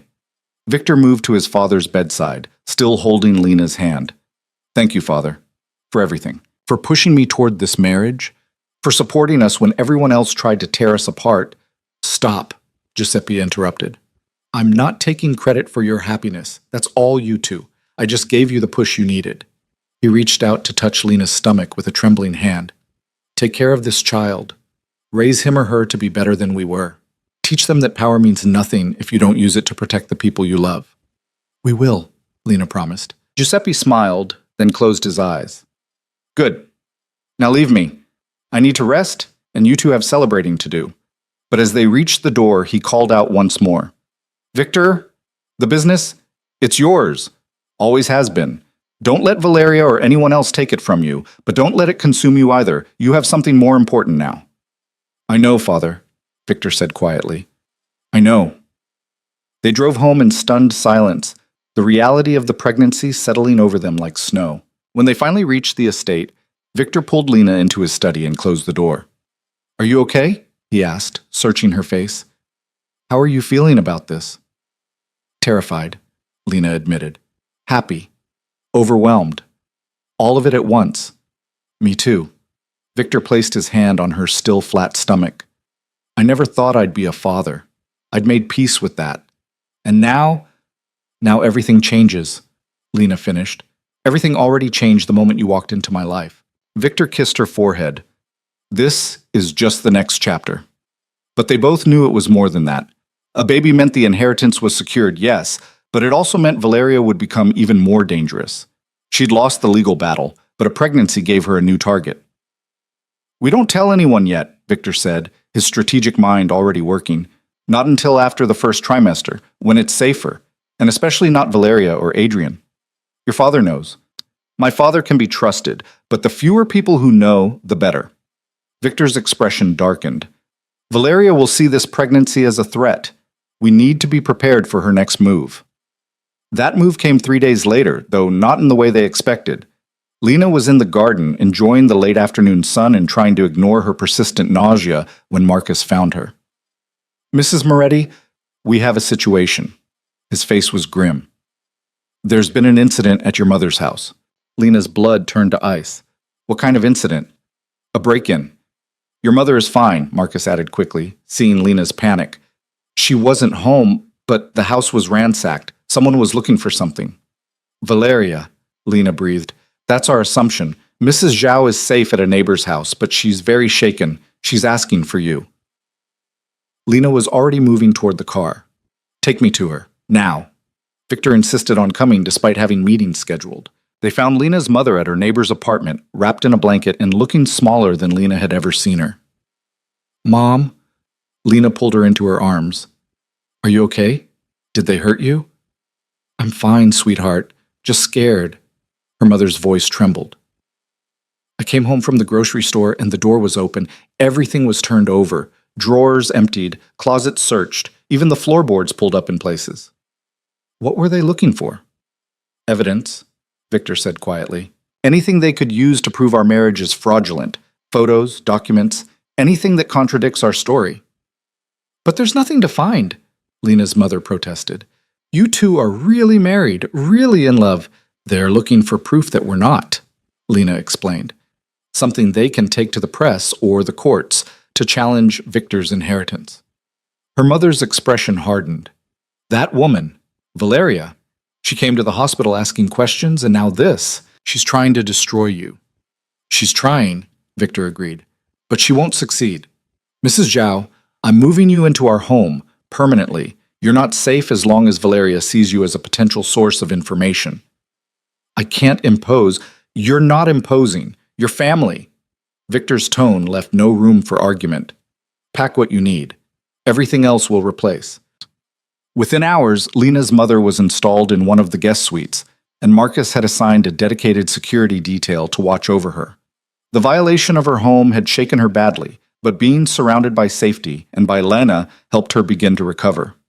That night, lying in bed with Victor, Lena whispered, "This has to end. Valeria can't keep terrorizing the people I love." "I know," Victor's voice was hard, "and it will end soon." "How?"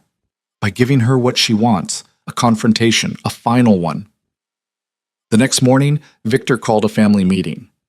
Not a private discussion, but a formal gathering of the entire Moretti family and the company's board of directors. He announced it publicly, making it impossible for Valeria or Adrian to refuse without looking weak. The meeting was scheduled for the following week at the family's main office, a sleek building in Midtown that housed the legitimate arms of the Moretti Empire. In the days leading up to it, Victor worked constantly, gathering evidence, building alliances, preparing for what he described as the final move in a very long game. Lena watched him work with a mixture of admiration and fear. This was the Victor his enemies feared. Strategic, ruthless, always 3 steps ahead. But she also saw the toll it took on him, the weight of carrying an empire he'd never wanted but refused to let fall. 3 days before the meeting, Giuseppe's condition worsened. Victor spent every spare moment at his father's bedside, and Lena often joined him, the 3 of them talking about everything and nothing, memories, regrets, hopes for the future. "When I'm gone," Giuseppe said during one of these visits, "you need to let go of the parts of this business that are eating at your soul. The protection rackets, the gray area deals, they made sense when I was building the empire. But you're maintaining it now, not building it. You can afford to be more selective. The old guard won't like it," Victor warned. "The old guard are dinosaurs waiting to go extinct. Your child, my great-grandchild, they deserve to inherit something clean, something they can be proud of." Giuseppe looked at Lena. "You'll help him see that, won't you? When he gets too attached to duty and forgets about decency?" "I will," Lena promised. "Good girl." Giuseppe closed his eyes. That's all I needed to hear. The night before the family meeting, Lena couldn't sleep. She stood on the terrace, one hand on her stomach, where their child was growing, and wondered what kind of world they were bringing a baby into. Victor found her there, wrapping a blanket around her shoulders. "You should be resting," he chided gently. "So should you. Tomorrow's important." "Tomorrow's just another day," Victor said. "What's important is already here, you, our child, the life we're building." "What are you going to do?" Lena asked. "At the meeting?" Victor was quiet for a moment. "I'm going to offer them a choice. The family, the board, everyone who's been circling like vultures waiting for my father to die. They can accept me as CEO and heir, accept you as my wife and our child as legitimate, and accept that the business is transitioning to fully legal operations, or they can take their shares and leave. You're buying them out. If necessary, I have the capital. My father made sure of that." Victor's expression was determined. "I'm done playing games, done defending my choices, done letting people like Valeria dictate the terms of my life. Tomorrow, I end this." The meeting room at Moretti Holdings was designed to intimidate, floor-to-ceiling windows overlooking Manhattan, a table that could seat 30, original artwork that cost more than most people earned in a lifetime. When Lena and Victor entered, the room was already full. Valeria sat at one end of the table, flanked by her lawyers and several board members Victor had identified as her allies. Adrian was there too, looking hungover and hostile, but Giuseppe was also present, having insisted on being wheeled in despite his doctor's protests. His presence changed the entire dynamic of the room. Victor called the meeting to order with quiet authority. "Thank you all for coming. I know there's been speculation about the future of this company, about my marriage, about my fitness to lead, so let's address all of that directly." He began by laying out the company's financials, the profits from legitimate operations, the declining returns from illegal ones, the changing landscape of business in New York. Then he presented his vision, a complete transition to legal operations over the next 5 years, phasing out protection rackets and gray market dealings in favor of real estate, technology investments, and legitimate shipping. "Some of you will see this as betraying what my grandfather and father built," Victor said, looking directly at Valeria. "But they built an empire to protect their family and provide opportunities. That empire has evolved. We need to evolve with it. And if we don't agree," Valeria asked coldly, "then I'll buy out your shares at a generous price and you can invest elsewhere." Victor's voice was steel-wrapped in silk. "But make no mistake. I am the heir. My marriage is legal and valid. My child will inherit after me. Those are facts, not negotiable points." "Your child?" Adrian sat up straight. "You're pregnant?" Lena felt every eye in the room turn to her. This wasn't how they had planned to announce it, but Victor's hand found hers under the table, lending her strength. "Yes," she said clearly, "I'm pregnant, which fulfills the terms of your father's will and secures Victor's inheritance." The room erupted.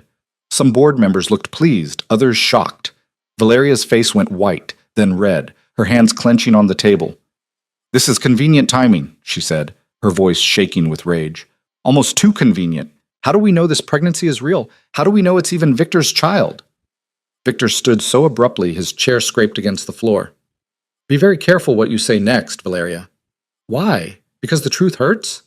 Valeria stood as well. "We all know what this marriage is, a sham designed to cheat Adrian and me out of our rightful inheritance.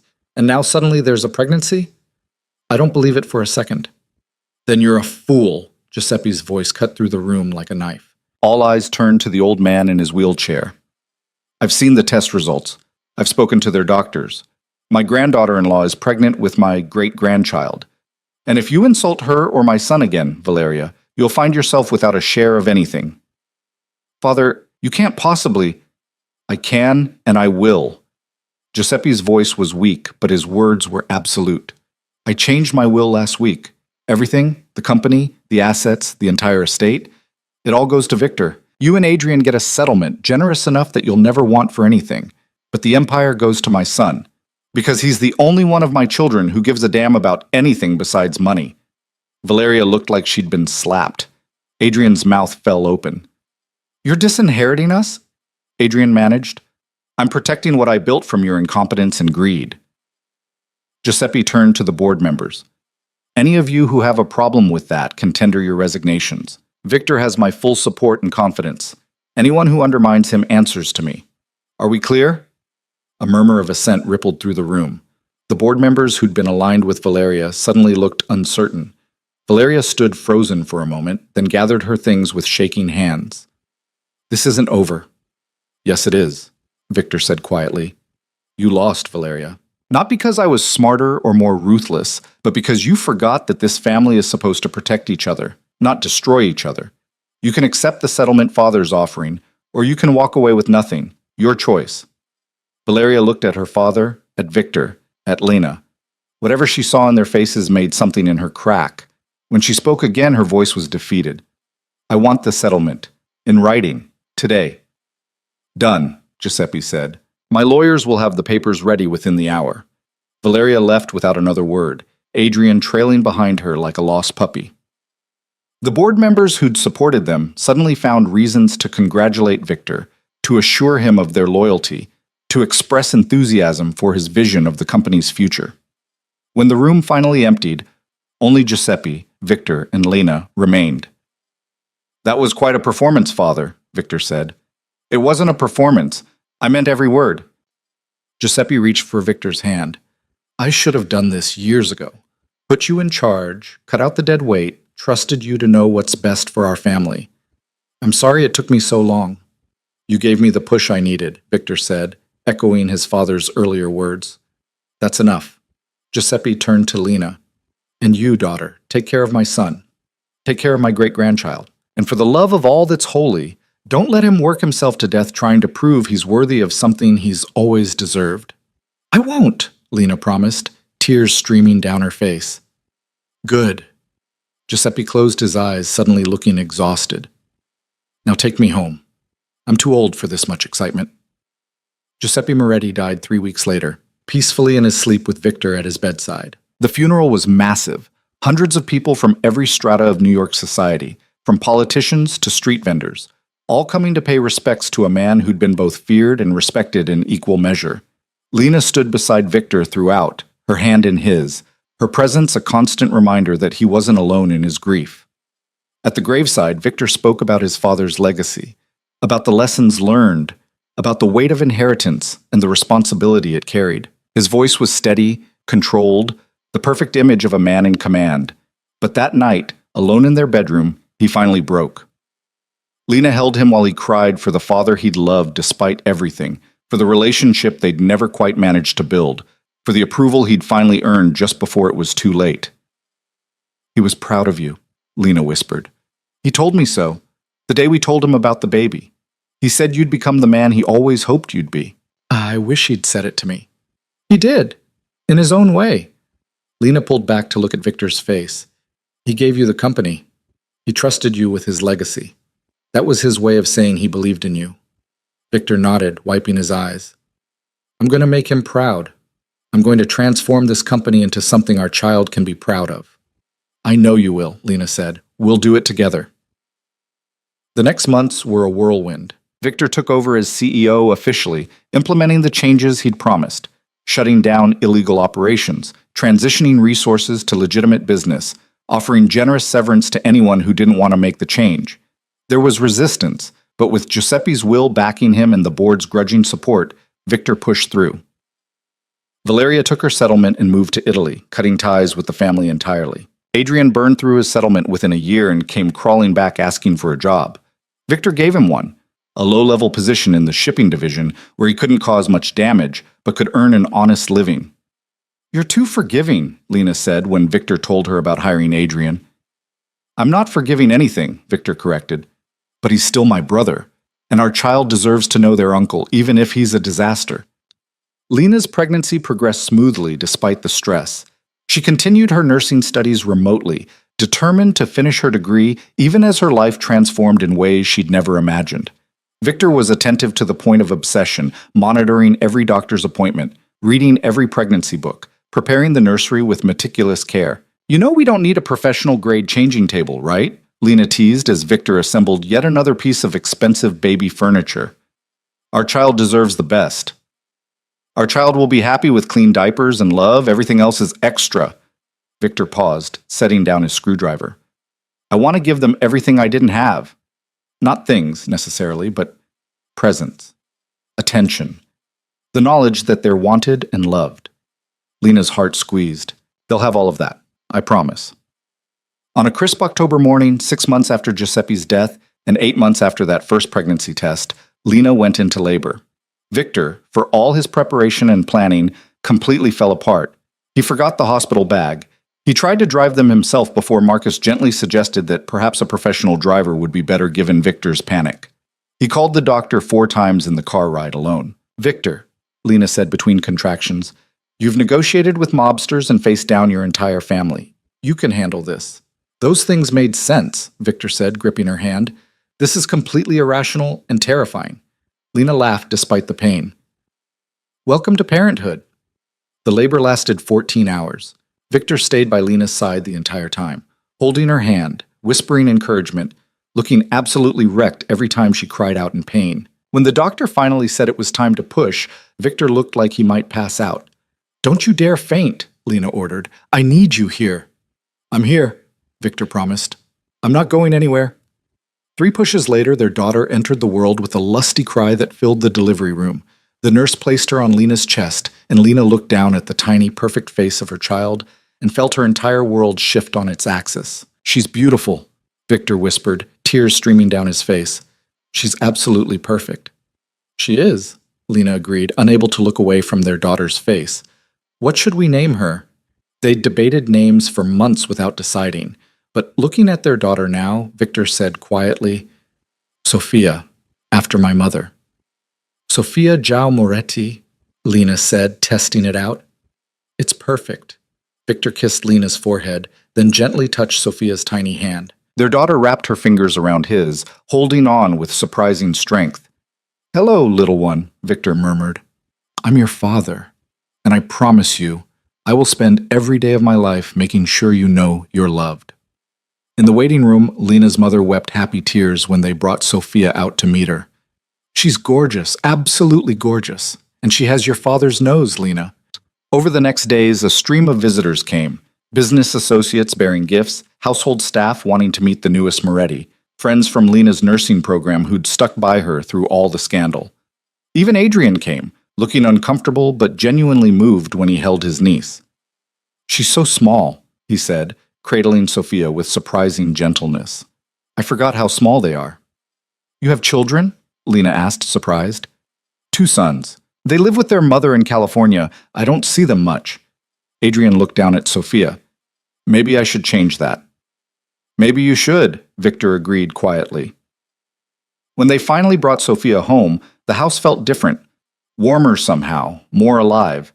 The sterile perfection that had intimidated Lena when she first arrived had been replaced by the comfortable chaos of a lived-in home. Baby toys in the living room, a bassinet in the master bedroom, the sound of Sophia's cries and coos filling the air. One evening, when Sophia was 3 months old, Lena found Victor in the nursery, holding their sleeping daughter and staring out the window at the gardens. "What are you thinking about?" she asked softly.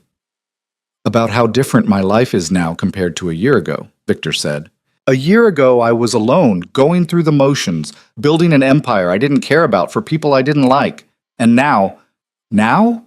Lena prompted. "Now I have everything that matters." Victor looked at her, his expression open and unguarded. "I have you. I have Sophia. I have a purpose that's about more than just power or money. I have a reason to be better. Lena crossed the room to stand beside him, looking down at their daughter's peaceful face. Do you ever regret it? How we started? The contract, the deal? All of it? Never, Victor said without hesitation. Because that contract brought you into my life, and you transformed everything. We transformed each other, Lena corrected. I'm not the same woman who walked into that restaurant desperate and afraid. No, you're stronger, braver, more yourself than ever. And you're softer, more human, less afraid to feel things. Victor smiled. We're a good team. The best, Lena agreed. They stood together in the quiet nursery, their daughter sleeping peacefully in Victor's arms, and Lena marveled at how far they'd come. From a desperate deal in a Tribeca restaurant to this moment, a real family, real love, a real life built on a foundation that had started as anything but real. 6 months after Sophia's birth, Victor made his final major change to the company. He established the Giuseppe Moretti Foundation, a charitable organization dedicated to providing healthcare access and financial literacy education to underserved communities. Lena became the foundation's director, using her nursing background and her lived experience with debt and desperation to help people in situations similar to where she'd once been. This is what the money should do, Victor said at the foundation's launch event. Help people. Give them options. Prevent them from ending up in the kind of desperate situations that make them vulnerable to exploitation. Even though that desperation brought us together, Lena teased. Especially because of that, Victor said seriously. No one should have to choose between their family's safety and their own freedom. If our foundation can prevent even one person from facing that choice, it's worth every penny. The foundation thrived. Within a year, they'd helped hundreds of families get out of debt, provided health care to thousands, and created educational programs that gave people tools to build better futures.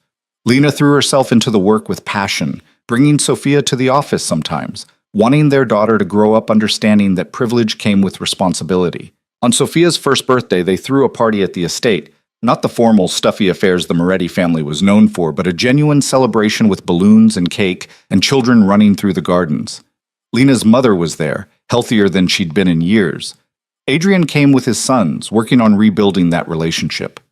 Even some of the old board members showed up, won over by Victor's leadership and the company's success. As Lena watched Victor play with Sophia in the garden, their daughter squealing with delight as her father made funny faces, she felt a hand on her shoulder.